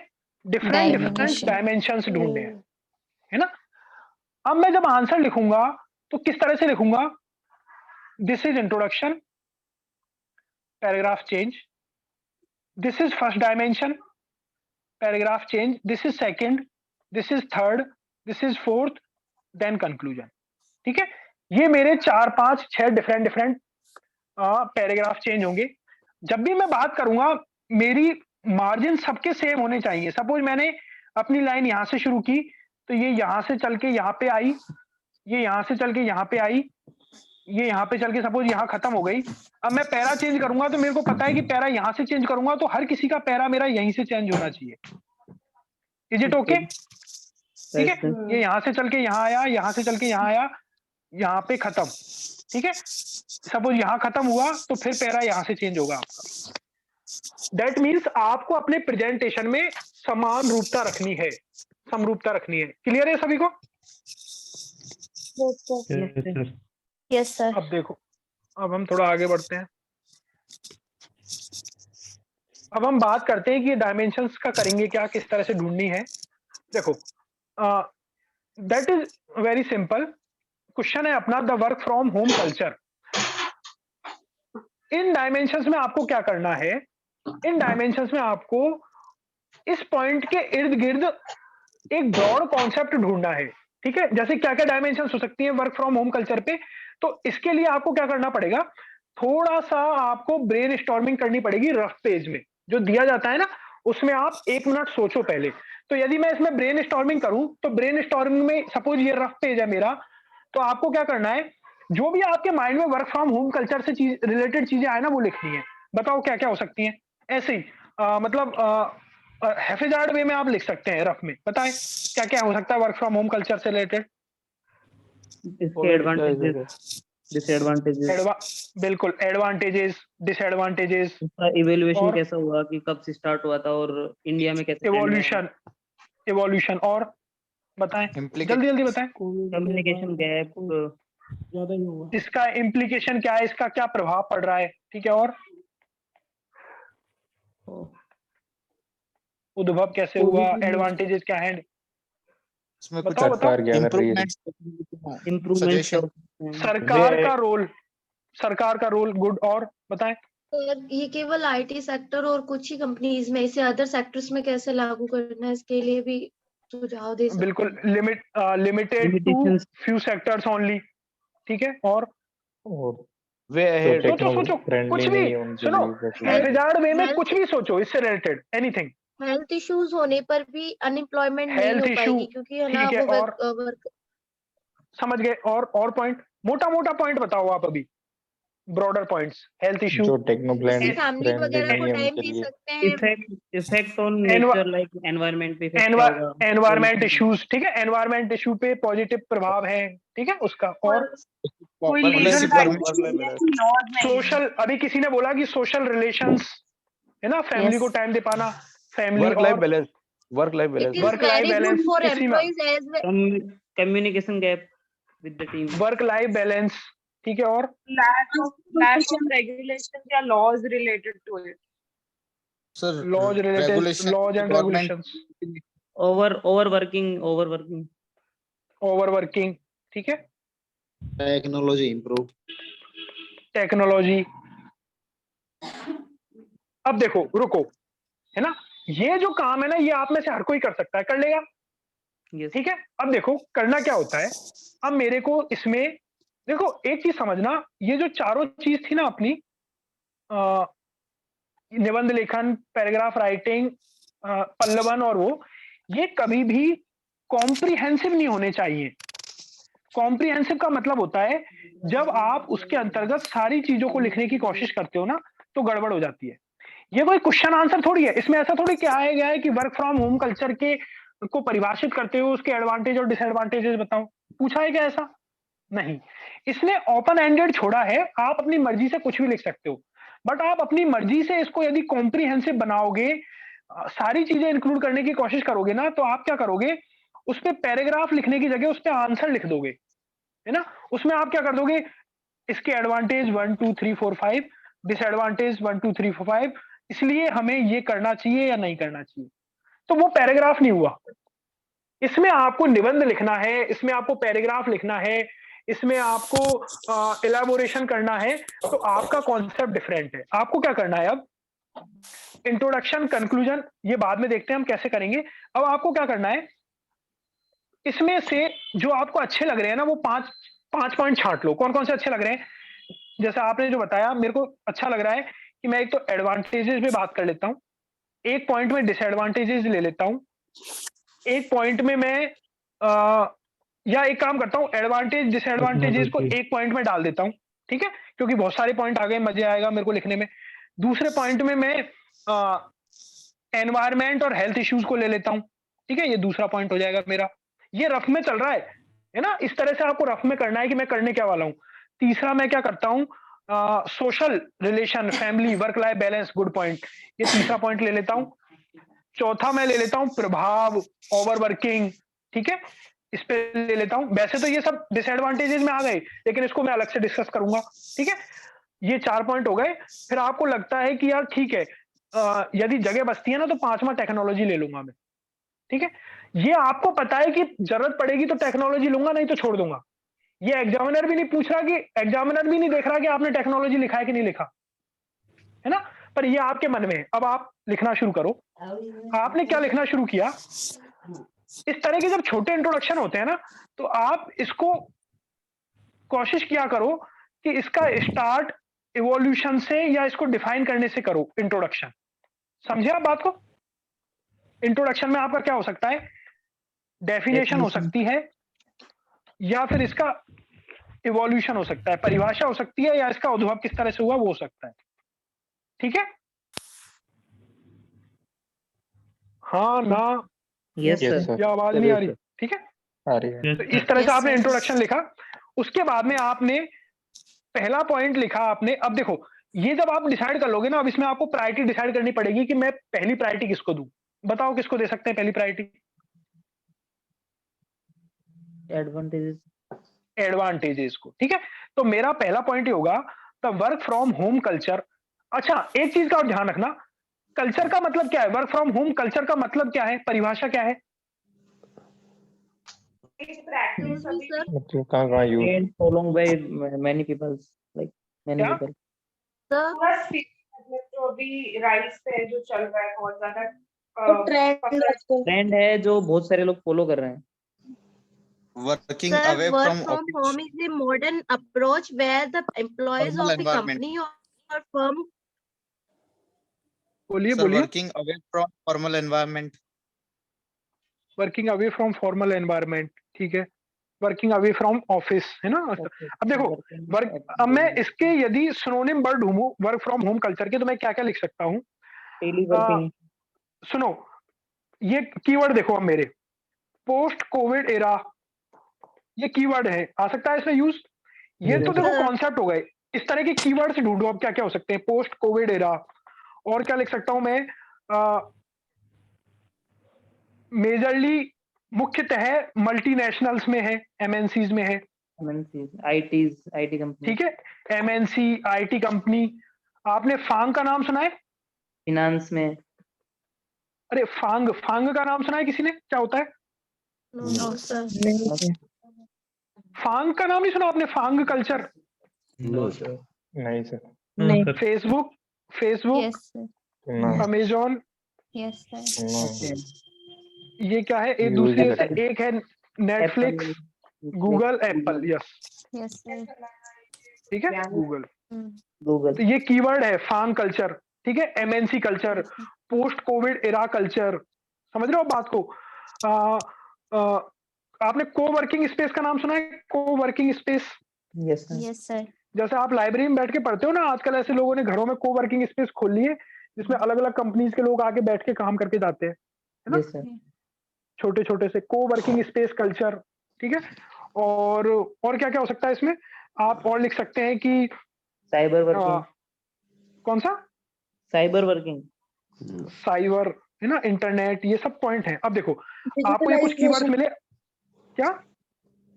डिजिटलाइजेशन, डिजिटलाइजेशन, ग्लोबलाइजेशन, ठीक है, इन सब पॉइंट्स को लॉकडाउन भी यूज आप कर लिख सकते सकते हो हैं इसमें। क्या लॉकडाउन यूज कर सकते हैं कीवर्ड में?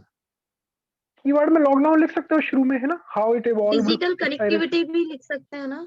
डिजिटल कनेक्टिविटी लिख सकते हैं, ठीक है। अब देखो, ठीक है, आपके पास बहुत कुछ हो गया, इतने में तो आप पूरा 1000 वर्ड का ऐसे लिख सकते हो। अब क्या करना है आपको? शुरुआत में आपने इवोल्यूशन से कर दी या डेफिनेशन से कर दी, उसके बाद में आपने 2-3 इसके फायदे बता दिए, पर ध्यान रखना उन चीजों को मत बताना जो आप आगे भी डिस्कस करने वाले हो, ठीक है। जैसे आपको यहाँ पे डिसएडवांटेजेस बताने हैं, तो वो डिसएडवांटेज में बताना ओवरवर्किंग, क्योंकि यदि ऊपर भी बता दिए नीचे भी बताओगे ना तो फिर वो रिपीटेशन लगेगा। ओके, यहाँ पे आपने पहली डायमेंशन में एडवांटेजेस की बात कर ली, दूसरी डायमेंशन में आपने बात की कि इसके क्या प्रभाव है, इम्प्लिसिट कोवर्किंग, और इसको आपने डिसएडवांटेजेस के साथ जोड़ लिया, ठीक है। तीसरी बात आपने डिसएडवांटेज में की कि how health issues, environmental issues के पॉजिटिव नेगेटिव के एस्पेक्ट में बात की। चौथी आपने बात की सोशल रिलेशंस के बारे में, ठीक है, किस तरह से एनकरेज कर रहा है, किस तरह से डिस्करेज कर रहा है, किस तरह से ऑफिस में रह के हम टीम वर्किंग में काम कर सकते थे, लीडरशिप क्वालिटीज डेवलप होती थी, लेकिन घर पे फैमिली को फोकस दे रहे हैं, ठीक है। इसके पॉजिटिव भी एस्पेक्ट है, नेगेटिव एस्पेक्ट है कि महिलाओं के प्रति हिंसा बढ़ रही है, घरों में महिलाओं को रह के काम करना पड़ रहा है, बाहर निकलने में सक्षम नहीं हो पा रही है, ठीक है। इसके पॉजिटिव भी प्रभाव है, मतलब बहुत सारे पॉइंट्स हैं इसमें, आपने ये सब पॉइंट्स इसमें लिख दिए, ठीक है। अब आपको क्या करना है, जब लिखो ना तो ये स्पेसिफिक रखना कि लिखते समय आपको हर पॉइंट में एक छोटी सी गहराई रखनी है। ऐसा नहीं कि आप सिर्फ एक एक लाइन लेके चल रहे हो, नहीं। जैसे आपने बात की सोशल रिलेशन की, ठीक है, तो इसमें आप लिखो 2-3 लाइनें, ठीक है, 3-4 लाइनों में लिखो कि हाउ सोशल रिलेशंस, है ना, वर्क लाइफ बैलेंस को वैल्यू दी जा रही है ना, कंपनियों द्वारा सिस्टम्स जनरेट हो रहे हैं, लेकिन इसके नेगेटिव इम्पैक्ट ये है कि ऑफिस में जो टीम बिल्डिंग, लीडरशिप क्वालिटी, वो इफेक्ट हो रही है, वो नेगेटिव डायमेंशंस की तरफ जा रही है। दैट मीन्स आपको गोते खाते हुए बात करनी है, चले फिर थोड़ी गहराई ली, फिर चेंज करा, फिर गहराई ली, है ना। जबकि हम आरपीएससी के आंसर्स में क्या करते हैं, हम बात करते हैं एक पॉइंट, दूसरा पॉइंट, तीसरा पॉइंट, चौथा पॉइंट, ठीक है। यहाँ ऐसा नहीं करना, आप आए, एक फ्लो बना, गहराई पे आए, फिर चेंज किया, फिर इस तरह से। ओके, हाँ या ना? ठीक है। अब देखो, अब ये जितने भी डायमेंशंस है ना 4-5, इनको आपस में जोड़ना भी पड़ता है, ठीक है। जोड़ने वाले कौन कौन से कीवर्ड्स होते हैं, बताएगा कोई? मैं इंग्लिश में बता सकता हूं, आप हिंदी में उसको अपने हिसाब से देख लीजिएगा। एक है फर्दर, फर्दर, ठीक है। एक है in addition to, okay. Hindi वाले भी लिख लो, आप इसको अपने हिसाब से देख लेना, इसका मिलता जुलता शब्द है ना। Further, in addition to, having said that, ठीक है। हाउएवर, ये तो है ही है, हाउएवर, हेंस, देयरफॉर, ठीक है। ये तो आप बचपन से करते आ रहे हो यूज। सोर, मोरएवर, मोरओवर, ठीक है। इनको देखो, further, in addition to, having said that, like conjunction, ठीक है। और आप क्या लिख सकते हो, फर्दर, जैसे आपने एक के आगे तो यूज कर लिया फर्दर, अगला पैराग्राफ में आप लिख दो फर्दर मोर, हो सकता है ना कीवर्ड। Yes sir. तो ये होते हैं कंजक्शन कीवर्ड्स, ठीक है। इससे क्या है, आपकी लैंग्वेज ऐसे अटपटी फील नहीं होगी कि लिखते लिखते अचानक खत्म कर दिया, फिर कुछ और ही शुरू कर दी कहानी। समझ में आई आपको वो बात? Yes sir. ठीक है। और लास्ट में आपको जब कंक्लूजन लिखना है तो आप लिख सकते हो तीन चार कीवर्ड है। सो टू कंक्लूड कॉमा लगा के, ठीक है। In conclusion we can say that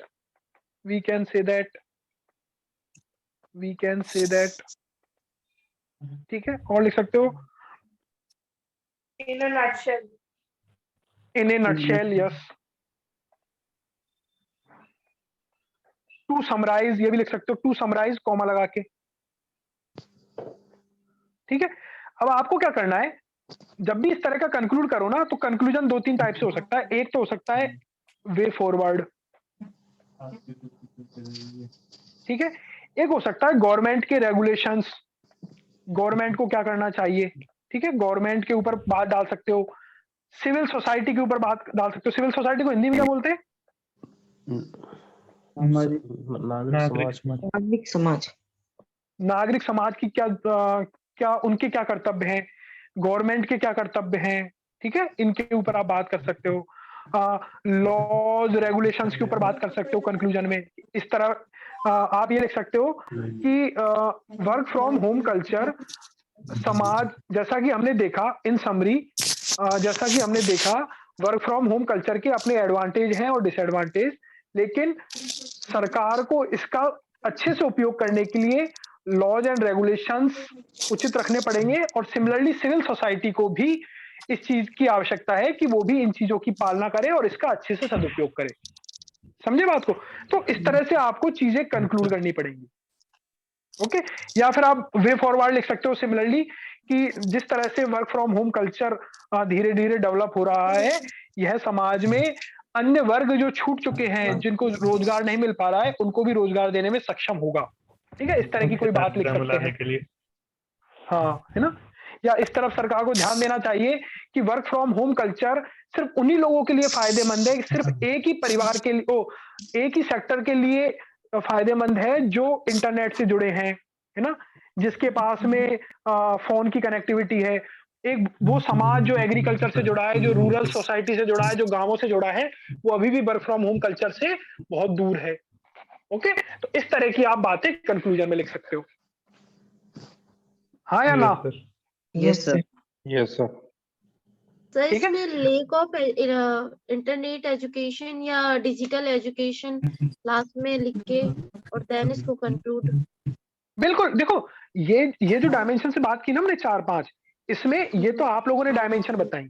इसमें यदि आप अच्छे से दिमाग लगाओगे ना, तो हो सकता है आप में से कोई इतना अच्छा लिखे कि इन सब पे बात ही ना करे और कोई थर्ड एंगल पे बात करके आए, ठीक है। जैसे मैं एक डायमेंशन ले सकता था इसमें, क्या कि आप लोग कह रहे हो कि the work from home culture post Covid के बाद में शुरू हुई, ठीक है, पर ये ऐसा नहीं है।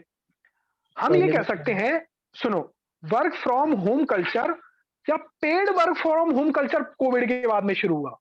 वर्क फ्रॉम होम कल्चर में मदर या घर में स्त्रियां पहले से वर्क फ्रॉम होम ही कर रही हैं, ठीक है। घर में झाड़ू करना, पोंछा करना, बच्चे की देखभाल करना, ये सब वर्क फ्रॉम होम ही तो था, बस वो पेड नहीं होता था पहले, है ना। अब उन चीजों के लिए आपको पे करने लग गए, तो आपने उसकी कीमत समझ ली, ठीक है। तो ये एक डायमेंशन हो सकती है, आप बात समझ रहे हैं? इसको आप एक डायमेंशन की तरह 3-4 लाइनें लिख सकते हैं। सर एक डाउट है, ये हाँ बोले। जैसे कोई भी अपन कोई ऐसे या पैराग्राफ लिख रहे हैं, तो उसको नेगेटिव वे में कंक्लूड करें या पॉजिटिव वे में कंक्लूड करें? पॉजिटिव करो ना, पॉजिटिव करो, क्यों नेगेटिव लेके जा रहे हो, है ना। अच्छे अब देखो कोई क्वेश्चन ही नेगेटिव हो तो बात अलग है। वर्क फ्रॉम होम कल्चर की जगह आता है कि द टेररिज्म इन इंडिया, तो वो नेगेटिव ही है, तो नेगेटिव में ही है ना, ठीक है। और सर इस तरह से आप साथ में हेडिंग भी लगानी है, लाइक एडवांटेज के लिए एडवांटेज आगे लिख दिया। नहीं मत लगाओ, है ना, ऐसा मत लगाओ। आप उसकी जगह ऐसे लिख सकते हो, if we consider the advantages of work from home culture, then this can be counted on priority. समझ रहे हो? तो आपने वो हेडिंग में लाइन लिख दी छोटी सी, ठीक है। If we talk about disadvantages of work from home culture, this, ठीक है। एंड साथ में अगर कोई कहावत या मुहावरा याद आ रहा है तो वो भी लिख सकते हैं। बिल्कुल लिख सकते हो, हाँ, ये पॉइंट में मैं आ रहा हूँ अभी, है ना। फिर जैसे आपने एडवांटेज लिख दिया, डिसएडवांटेज, फिर तीसरे पे लिखा further the impact of work from home culture on our society can be seen on our women, है ना, सोसाइटी की वुमेन पे देखा सकता है, चिल्ड्रंस पे देखा जा सकता है। समझ लो, इसको इस तरह से करना है। जैसे 3 डायमेंशन हो गई, अब चौथी डायमेंशन लिखनी है तो आप लिख सकते हो having said that the other dimension of work from home culture which we miss out is the rural society of India. ठीक है, आप फिर उसके ऊपर उतर गए। तो इससे क्या हो रहा है, आप जंप भी कर रहे हो और अच्छे से लिख भी रहे हो, हाँ या ना? यस है ना, आप आपस में अपने भावनाओं को लिंक कर रहे हो और वो बड़ा जरूरी है। Is it okay? यस अब आपको देखो, इस तरह से कोई भी क्वेश्चन आ जाएगा ना, आपके पास में कभी भी निबंध पैराग्राफ राइटिंग के लिए अलग से तैयारी नहीं की जाती, क्योंकि देखो आपने हिस्ट्री पढ़ी, ज्योग्राफी पढ़ी, पॉलिटी पढ़ी, इकोनॉमी पढ़ी, इकोनॉमिक सर्वे पढ़ा, सारी स्कीम्स पढ़ ली, ठीक है, इतनी सब आप में ज्ञान का भंडार है, आपको वो ज्ञान का भंडार थोड़ा सा इसके अंदर रख के आना है। ठीक है, freedom of speech and democracy बड़ा सिंपल सा कॉन्सेप्ट है ना। Impact of modern technology on farming बहुत सिंपल है। बस गलती क्या करते हो आप लोग, जैसे ही आएगा ना impact of modern technology on farming, आप उसको नंबरिंग करने लग जाते हो कि यार मेरे को सारा आता है, मैं सारा लिख के आऊंगा उसमें, वो गड़बड़ हो जाती है। ठीक है, is it okay? Yes sir. किसी को कोई डाउट इसमें? सर मुझे ये पूछना था कि जैसे बाकी क्वेश्चन में हम लोग बॉक्स बना देते हैं, पॉइंट को हाईलाइट करने के लिए अंडरलाइन कर देते हैं, क्या हमें ये कॉम्पोजिशन पार्ट में भी करना चाहिए कि हम बिल्कुल देखो, ठीक है, नहीं मैं उस पर आ रहा हूँ। अब देखो, अब करना क्या होता है, जब भी आप इस तरह से इनकी बात करोगे ना, इन डायमेंशंस की, इन कीवर्ड्स को आप बीच बीच में यूज करोगे। अब ये लिखते समय आपको 2 चीजों का ध्यान रखना है, प्रेजेंटेशन के लिए बता रहा हूँ। पहला, लेट्स अज्यूम मैं हर चीज की लाइन की शुरुआत यहां से कर रहा हूं, ये इंट्रोडक्शन है मेरा, ध्यान देना, है ना। अब जब मेरी पहली डायमेंशन शुरू हो ना, तो वो क्लियर कटली दिखे मुझे कि ये यहां से शुरू हो रही है। ठीक है, ये मेरे पहली डायमेंशन क्लोज हो गई, दिस। मेरी सेकंड डायमेंशन इसी तरह से शुरू होनी चाहिए, ये। मैं यहाँ पे 5 शब्द कम लिखना मेरे को मंजूर है, लेकिन मैं अपने प्रेजेंटेशन से खिलवाड़ नहीं करूंगा, है ना। ये आपके अंदर भावना होनी चाहिए कि मैं कम लिखूंगा, लेकिन ऐसा लिखूंगा कि सामने वाले को दिखे कि मैं क्या लिख के आ रहा हूं।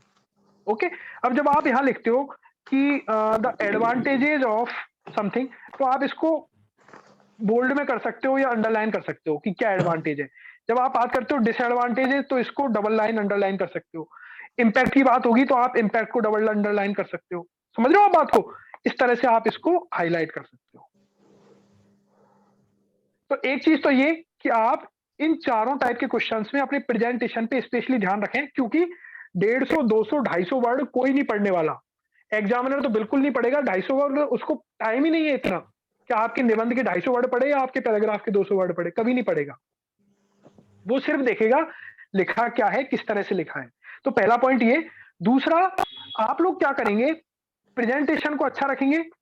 दूसरा पॉइंट आप क्या करेंगे, इस तरह के क्वेश्चंस में लिखो सब लोग फैक्ट्स को, डाटाज को, रिपोर्ट्स, एनजीओज के नाम, पर्सनैलिटीज के नाम, ठीक है, व्यक्तियों के नाम, fact, data, report, NGO, personality, और last but not least examples. ठीक है, इन सबको कोट कर करके अपनी बातों को सिद्ध करने की कोशिश करेंगे, हाँ या ना? Yes sir. ठीक है, अब जैसे बताओ, वर्क फ्रॉम होम कल्चर में आपको कुछ एग्जांपल्स देने हो तो बताओ क्या क्या दे सकते हो? एमएनसीज के नेम, जैसे आपने बताया फांग वाला। हाँ, कुछ है ना इस तरह के एमएनसी के नेम दे दिए। और बताओ, जैसे इवोल्यूशन जो हुआ था आईबीएम कंपनीज में, तो उसका एग्जांपल दे सकते हैं। ठीक है, और सर ये बोल सकते हैं कि बहुत सारे यूरोपियन कंट्रीज ने इसको लीगली ऑथराइज कर दिया है, मतलब कि this is also a way of working now. ठीक है, ठीक है। Women empowerment.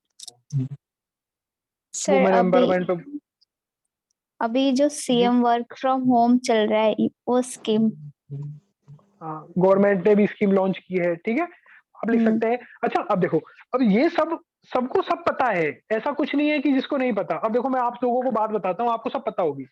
मैं ऐसे लिखूं कि जैसे मैंने बता दिया बिग एमएनसीज लाइक फांग में ये है, तो ये एक एग्जांपल हो गया, ठीक है। मैं लिख सकता हूँ the big cities like Bangalore, Pune, Jaipur, Ahmedabad, Delhi में ये कल्चर ज्यादा चल रहा है, ठीक है। तो ये जब मैं लिखूंगा ना बेंगलोर कॉमा पुणे, तो ये एग्जामिनर को दिखेगा कि यार ये समथिंग क्या लिख रहा है, ये क्यों लिख रहा है, तो वो उन 2-3 लाइनों को पढ़ने की कोशिश करेगा, इंटरेस्ट शो करवाएगा, ठीक है। और सिर्फ आप यहाँ पे लिख दो इतना सा कि बड़े शहरों में ये कल्चर है ना, तो वो मतलब खत्म हो गया उसका, है ना। आप इस तरह के डाटा लिखो, फिर आप लिखो कि अपने रूरल इंडिया में कितनी % पॉपुलेशन रहती है, एनीवन नोज? 75%। 75। अरे राजस्थान में नहीं, इंडिया में 69%। 69। हाँ 31 और 69 है ना, 68 या 32 मान सकते हो। तो आप लिखो कि the 68% population which lives in the rural India does not have access of the facilities which enables work from home, है ना, like internet facilities, like broadband facilities, like good telephony, है ना, स्मार्टफोन्स, लैपटॉप्स, कंप्यूटर्स नहीं है उनके पास में। Okay, तो इस तरह से आप लिख सकते हो। तो ये चीजें आप इनको यूज करो, इस तरह की चीजों को, तो आपको ये एग्जांपल्स मिलेंगे। फिर और कुछ भी एग्जांपल, जैसे सीएम का एग्जांपल लिख दिया, आप लिख सकते हो recently Rajasthan CM in budget announcement said that, है ना, कि हम वर्क फ्रॉम होम कल्चर महिलाओं के लिए लेके आएंगे।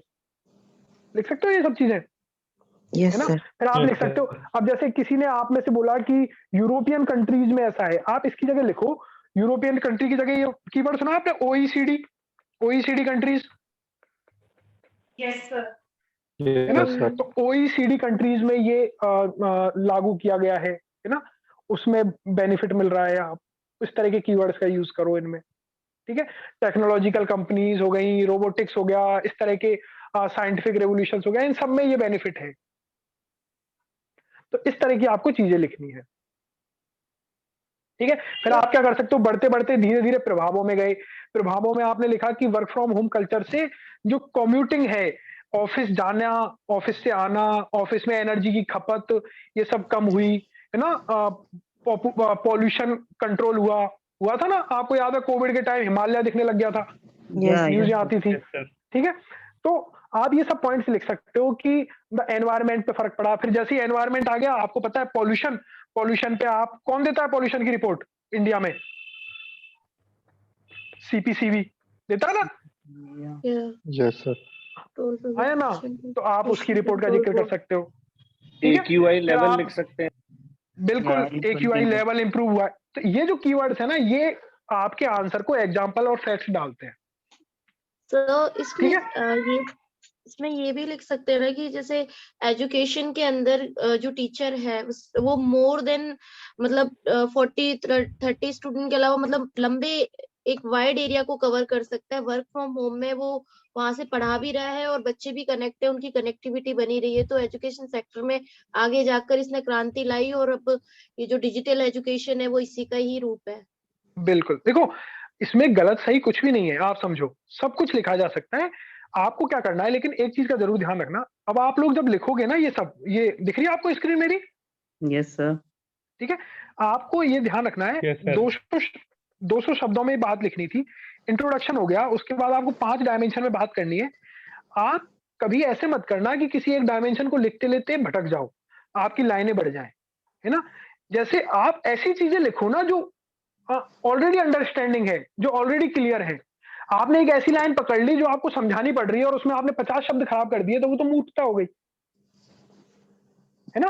तो आप उन चीजों को कैप्चर करो जो ऑलरेडी स्टेबलाइज्ड है और उन्हीं के ऊपर बात करो। समझे मेरी बात को? जैसे मैडम ने भी बोला, तो वो एक नई डायमेंशन पे जाके बात की जिसको समझाने के लिए उनको 3-4 लाइनें चाहिए वहां पे, है ना। तो उन चीजों को अवॉइड करो। आप इंट्रोडक्शन को बहुत लंबा ले जाते हो।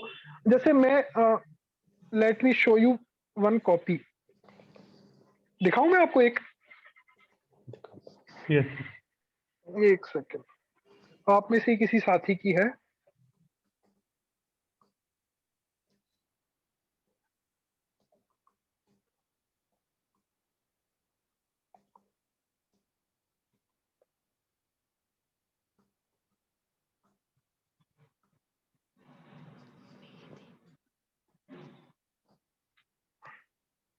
ये देखो वर्क फ्रॉम होम कल्चर। अब आप लोग पढ़ो इसको, पढ़ पा रहे हो क्या?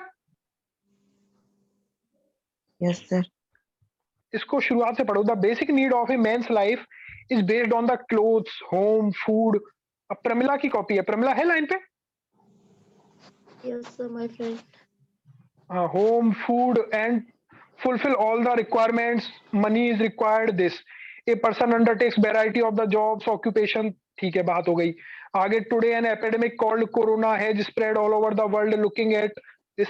फिर ये यहाँ पे आते हैं। सो दिस इज मैनेज कर सकता है वो ऑफिस को लाइफ से। अब समझो इन्होंने वर्क फ्रॉम होम पे आने में इतना टाइम लगा दिया, समझ रहे हो? 200 शब्दों में देखूं ना तो ये 100 शब्द से ऊपर तो यहीं तक हो गए कंप्लीट। और तब भी ये वर्क फ्रॉम होम पे आए, कल्चर पे तो अभी भी बात नहीं की इन्होंने। ठीक है, तो ये आपसे हो जाता है। ये आप इंटेंशनली करते हो। मैंने लिखा हुआ है introduction must not be more than 25 से 30 लाइंस, नहीं शब्दों का। ओके, तो ये पॉइंट्स आपको देखने लाए। तो कुल मिला के आपको थोड़ा सा शॉर्ट और क्रिस्प रह के अपना काम करना है। सर इसमें मेरा क्वेश्चन ये था कि हमें सर कितना लिखना होता है, कितने पेज के अंदर ये? कितने क्या? सर जो मैंने आंसर दिया था उसमें आपने लिखा था कि अपना जो वर्ड लिमिट है वो शायद मैंने क्रॉस कर दिया या फिर मैंने कम लिखा है। तो सर वो मुझे कंफ्यूजिंग है, समझ नहीं आया कि मुझे कम सर आपकी आवाज क्लियर नहीं आ रही है, दोबारा बोलें एक बार, क्लियरली बोलें।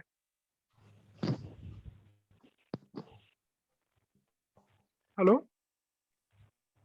हाँ सर, ये कह रहा था कि जो मैंने आंसर लिखा था उसमें आपने बोला था कि जो वर्ड लिमिट है वो मैंने या तो कम लिखा है या ज्यादा लिखा है।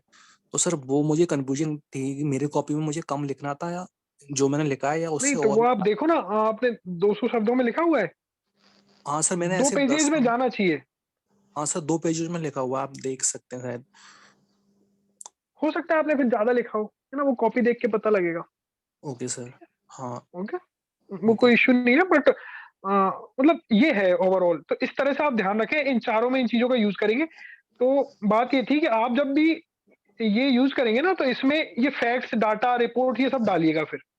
ठीक है, उसमें आपका काम हो जाएगा। ओके। और सर मुझे सर ये पूछना था, सर हम पूरा पेज भरना होता है क्या? मतलब मान लो हम 1 या 2 लाइन आखिरी की हम छोड़ दें तो उससे कुछ हाँ प्रॉब्लम चलेगा, आएगी? नहीं कोई फर्क नहीं पड़ता, कोई फर्क नहीं पड़ता। ओके ठीक है, सर, थैंक आपको लगता है कि देखो ज्यादा स्पेस छोड़ रही है तो फर्क पड़ सकता है, तो मत उठाओ 5वीं डायमेंशन, है ना। एग्जामिनर को थोड़ी पता है कि आपने रफ में 5 सोचा था कि 6 सोचा था, और आपको लगता है नहीं ठीक है स्पेस खत्म हो गई तो उसको पहले फिनिश कर दो, कोई इशू नहीं है। तो 2 चीजें आपको ध्यान रखनी है, वन इज प्रेजेंटेशन और second one is the fact, data, report. हाँ मेरा एक मोहिनीश बोलो। डाउट है सर जैसे 2 मार्कर, 5 मार्कर, 10 मार्कर वाले जो क्वेश्चन है उनमें वर्ड लिमिट से ज्यादा हमारा फोकस स्पेस कवरेज पे रहता है। तो सर ये जो पैराग्राफ वाला पोर्शन है इसमें जैसे मैं बहुत कॉम्पैक्ट लिखता हूँ, मेरे 200 वर्ड्स जो हैं वो लास्ट मतलब मेरा पेज जो है वो आप ये मानिए सेकंड वाला जो पेज है वो ऑलमोस्ट 3/4 खाली रहता है, उससे पहले ही मेरे वर्ड्स जो हैं वो 220 तक हो जाते हैं। तो इसको पूरा भरें, मतलब क्या फोकस रहे, इसको छोड़ के आ जाए? मैं नहीं देखो मैं आपको बताऊं, आप बात समझना। देखो आरपीएससी की कॉन्ट्राडिक्टरी चीजें हैं। आरपीएससी ने 150 शब्दों में एक चीज पूछी है ना, कितने पेज दिए इसने? 2 पेज दिए ना, दिस पूरे 2 पेज दिए हुए हैं, हाँ या ना? Yes sir. अब देखो सेम इन्होंने 200 शब्दों में कुछ चीज पूछी, उसके लिए कितने पेज दिए? 2। ठीक है, अब इन्होंने हिंदी का निबंध पूछा, उसके लिए देखो कितने पेज दिए।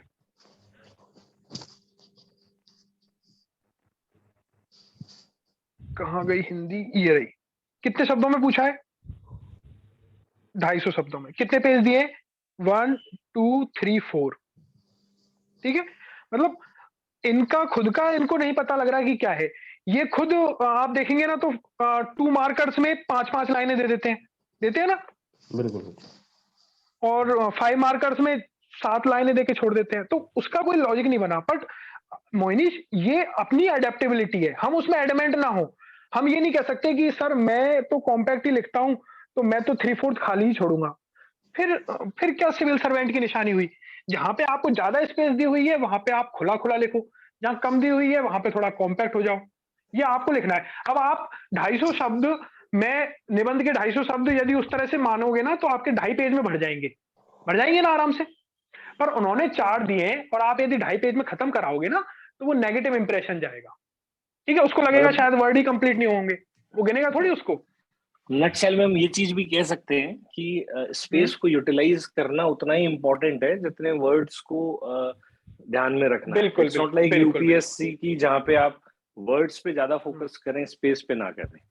पर दोनों इसमें पे मोनिश फोकस एक, रखना है। हाँ दोनों पे करना है, पर इसमें एक थोड़ा सा कैच ये है कि आप यदि कॉम्पैक्ट भी रखोगे, समझना है ना, और आप चारों पेज भी यूटिलाइज करोगे ना तो you will punish your time.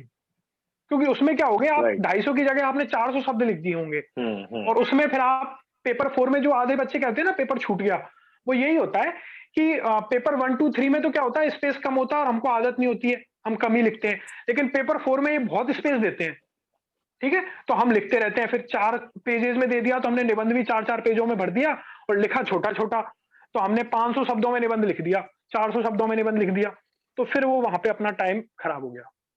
ठीक है, तो जब भी आप लिखो ना, तो जैसे ये निबंध है 250 शब्दों में, तो देखो स्क्रीन दिख रही है आप लोगों को? हाँ सर। ठीक है, आपने ये सेलेक्ट किया राजस्थान का सांस्कृतिक गौरव, तो पहले 2 लाइन छोड़ के यहां लिखो राजस्थान का सांस्कृतिक गौरव। ठीक है, ये आपने लिखा, फिर आपने यहां से निबंध शुरू किया। इसको यहां से मत शुरू करो, ठीक है, इसको यहां पे ऐसे ब्रैकेट में डाल दो और फिर यहां से शुरू करो आप कुछ लिखना। ठीक है, और थोड़ा खुला खुला लिखो चीजों को। फिर यहां पे भी लिखो ना, तो जरूरी नहीं कि इसको यहां से शुरू करना है, ऊपर से यहां से करो, 2 लाइन नीचे से छोड़ के शुरू, यहां से शुरू करके यहां पे खत्म करो। ठीक है, तो इस तरह से थोड़ा सा आप, इसको ही तो कहते हैं स्मार्टनेस, कि आप किस तरह से इसके चीजें बीच यूज में कर रहे हो अपने। सर फ्लो चार्ट वगैरह बना सकते हैं ना, जैसे यूपीएससी ऐसे में बनाते हैं। बिल्कुल बिल्कुल, हाँ बना सकते हैं ना, राजस्थान का सांस्कृतिक गौरव। अब देखो आप किस तरह का फ्लो चार्ट बना सकते हो इसमें, है ना, वो चीजें हैं। एक क्वेश्चन है सर, जैसे एक सेगमेंट ऑफ टॉपर्स या वॉइस क्लियर नहीं आ रही है, वॉइस क्लियर नहीं आ रही है। आप एलेक्सा के थ्रू बात कर रहे हैं क्या? नहीं सर, सर जैसे मैं ये बोलती हूँ, अब आ रही है सर? हाँ अब क्लियर है सर। जैसे एक सेगमेंट ऑफ टॉपर्स या जो भी मतलब मेंस लिखते हैं, वो लोग ये बोलते हैं कि ये कॉम्पोजिशन पार्ट में आप कोट्स लिखो, या मतलब ये जो किसी के कही हुई बातें हैं वो सब लिखो। अब जैसे मैं इंग्लिश में तो वो 80% चीजों में याद आ जाती है मेरे को, तो मैं लिख देती हूँ, पर मेरे को हिंदी में याद नहीं आती है। ऐसे ही मेरे जो हिंदी के साथी हैं उनको इंग्लिश में याद नहीं आती होगी, तो ये चीज बिल्कुल। कितनी ध्यान में रखनी चाहिए कि करना है देखो इसके लिए, देखो बिल्कुल, इसमें क्या होता है निबंध पैराग्राफ में, आप उस दिन वर्षा जी ने भी आए थे ना, तो उन्होंने यही पॉइंट आप लोगों को बताया था कि आप कुछ यूनिवर्सल याद करने की कोशिश करो जो ज्यादा चीजों में काम आ जाए। जैसे आपने 10-12 कोट याद कर लो किसी भी चीज के इंग्लिश में, और 10-12 आप हिंदी में याद कर लो, ठीक है, और कुछ ऐसे कोट या ऐसी चीजें देखने की कोशिश करो जो यूज हो सके वहां पे, है ना, तो आप उनको फिर रिपीट करो। मतलब उसमें ऐसा नहीं हो सकता कि आपने 50-60 याद कर रखे हैं और फिर 50-60 याद करोगे ना, फिर आपको एक भी याद नहीं आएगा। आप क्या करो कि 10-12 याद करो और हर किसी को सोचो कि मैं इसको किस किस टॉपिक से लिंक कर सकता हूँ। You are getting my point? Reverse engineering करो, याद करो, फिर सोचो कि ये कहाँ कहाँ सेट हो सकता है, ये कहाँ कहाँ सेट हो सकता है। ठीक है, सही बात है सर, यस सर। उस तरह से थोड़ा सा आप यूज करो। फिर मैंने आपको बताया ना अभी, रिपोर्ट, डाटा, फैक्ट, आप लोग क्या करोगे, ये भी चीज ध्यान रखना। जैसे पद्मा जी आएंगी एक दिन, तो वो भी आपको स्मार्ट बताएंगी। ये पद्मा जी की हैबिट थी कि उन्होंने पेपर 4 में, क्योंकि वो पहले से हिंदी की पढ़ी हुई है, उनके पहले भी बुक निकालती, तो उनको याद थे कोट ओट, ये उन्होंने उसको अच्छे से यूज किया, उनके मार्क्स आए। उन्होंने बहुत निबंध, देखो अब लिखना है और पेपर नहीं, पर सुनो, आप एक्सेसिवली लिखोगे ना तो वो पिनलाइज भी हो जाता है। ठीक है, आपको व्याख्या करनी है और आप लिख के आ रहे हो कोट, तो गद्य पूछ रहे हैं कि पद्य पूछ रहे हैं आपसे, तो ऐसे भी नहीं करना। आप क्या करो, मिक्सअप रखो। देखो उनको उसमें एडवांटेज मिल गया, इसका मतलब ये नहीं है कि आप फिर गद्य की जगह पद्य लिख के आ जाओ और आप सोचो कि मेरे को भी उतने मार्क्स मिल जाएंगे। नहीं, आप सारी चीजों को बैलेंस करके चलो।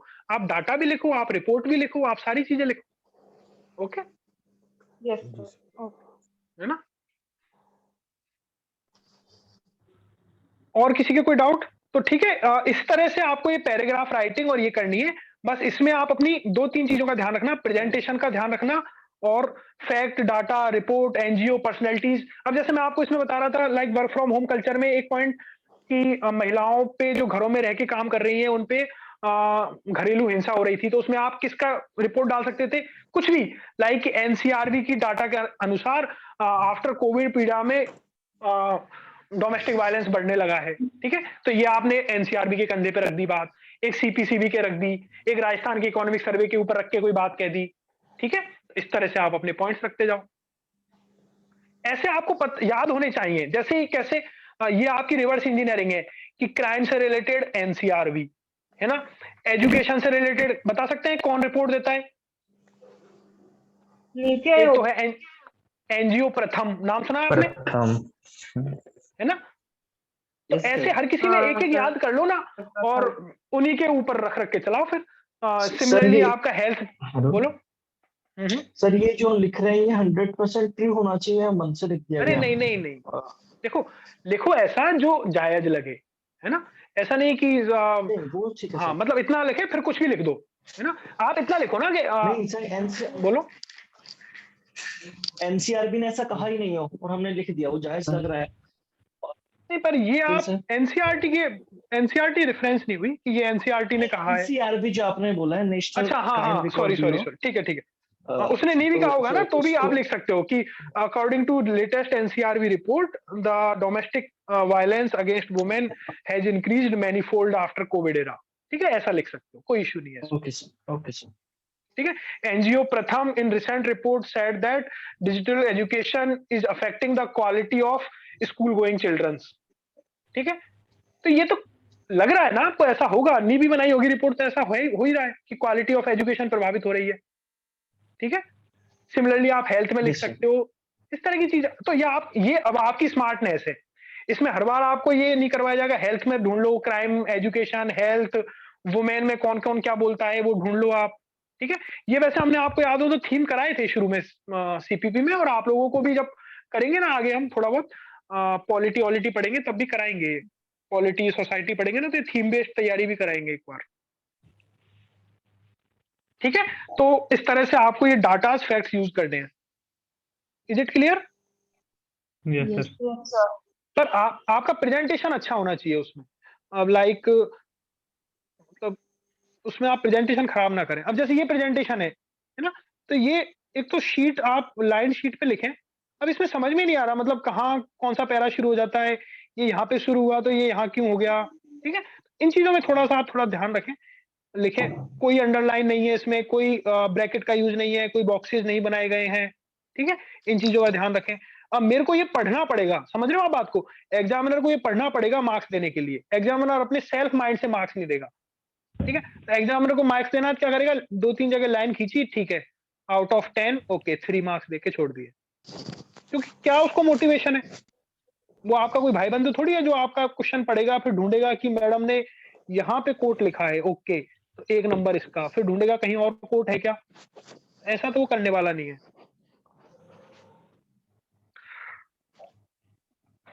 ठीक है, तो हम अपना सेशन आज इतना ही बाइंड अप करते हैं। आप लोग दैनिक अभ्यास शीट करें, और ज्योग्राफी का, राजस्थान ज्योग्राफी के 3 दिन हो चुके हैं। संडे को ब्रेक डाला हुआ है, तो आप उस ब्रेक को यूटिलाइज करके यदि आपकी कोई पेंडेंसी रहती है तो उसको कंप्लीट करें, और 3 दिन का सिलेबस कंप्लीट करने की कोशिश करें, ठीक है? सर आज आज आज नहीं डाले क्या डीएस? मिल जाएगी आपको, है ना?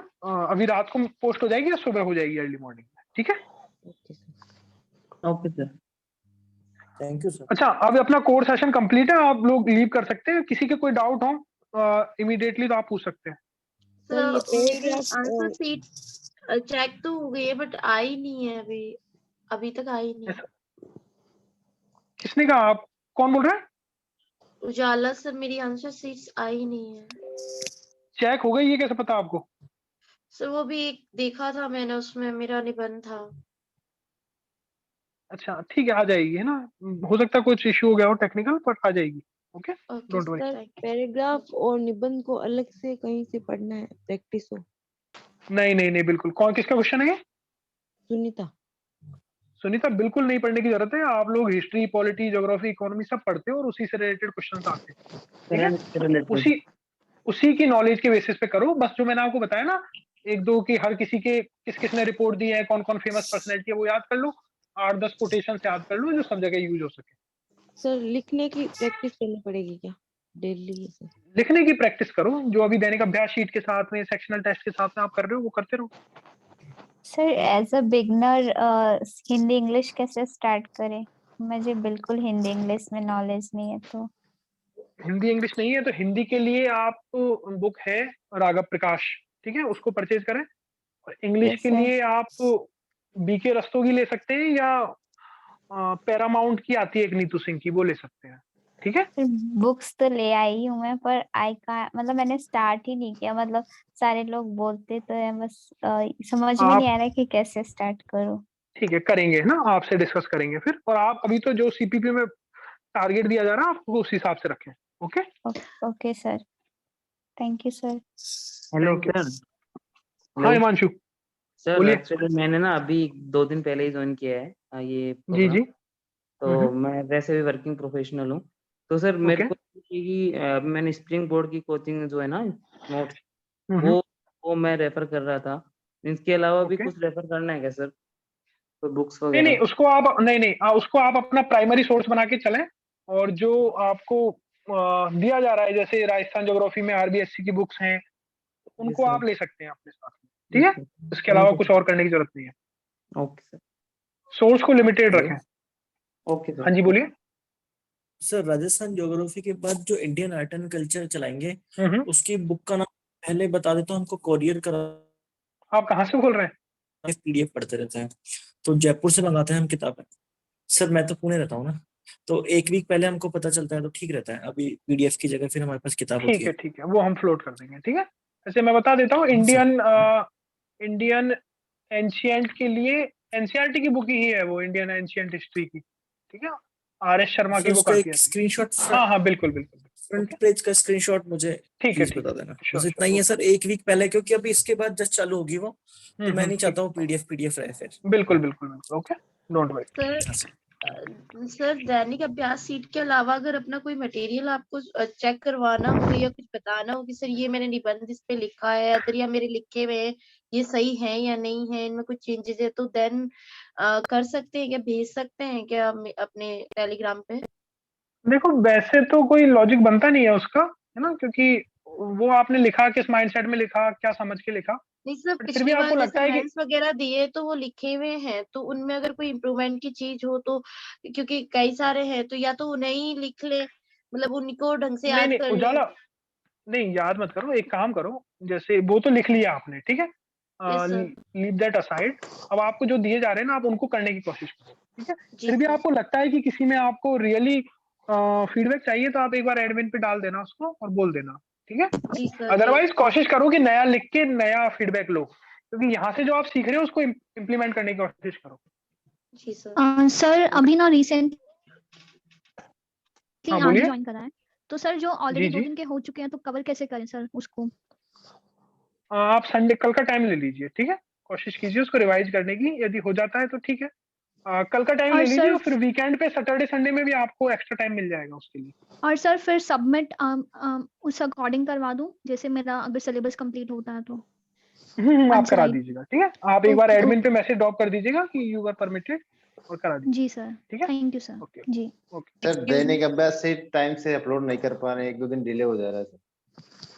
यार ये तो मतलब गुनाह है, इसमें आपको परमिट कर दिया ना, तो और आप 2 दिन और फिर डिले करोगे, फिर नहीं पता है सर, फिर करीब आपकी आदत 2-3 ही छूट घंटे का जाएगी। ही, नहीं सर 2-3 नहीं घंटे का ही फर्क पड़ रहा है, ज्यादा नहीं। नहीं, उससे उससे कैसे क्यों पड़ रहा है ऐसा, मतलब लेट आते हो आप ऑफिस से?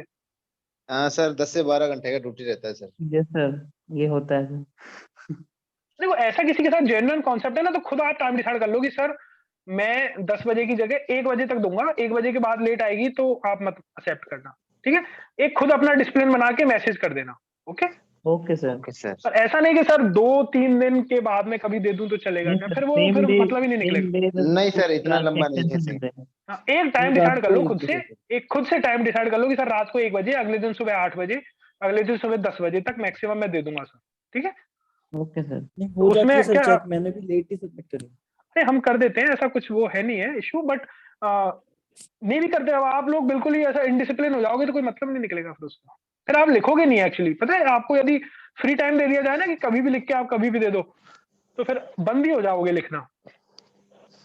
अभी तो 10 बजे के प्रेशर में लिख लेते हो आप।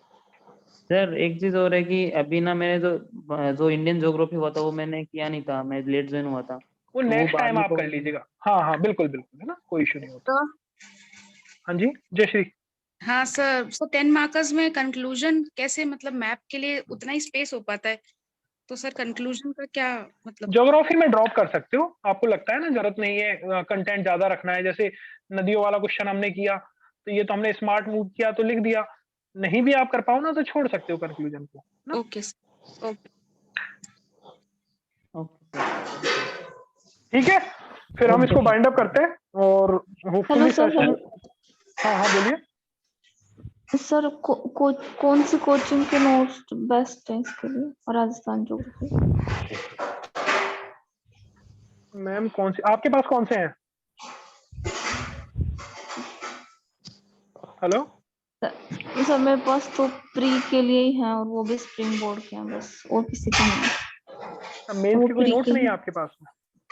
हाँ आप एक बार एडमिन पे मैसेज ड्रॉप कीजिएगा, एक गूगल ड्राइव की लिंक है वो आपको शेयर कर दी जाएगी, ठीक है, आप उससे देख लीजिएगा। उसमें कुछ, आप हिंदी मीडियम के इंग्लिश मीडियम? हिंदी मीडियम। हाँ उसमें कुछ नोट्स अवेलेबल हैं अलग अलग कोचिंग्स के, ठीक है मेंस। जी सर।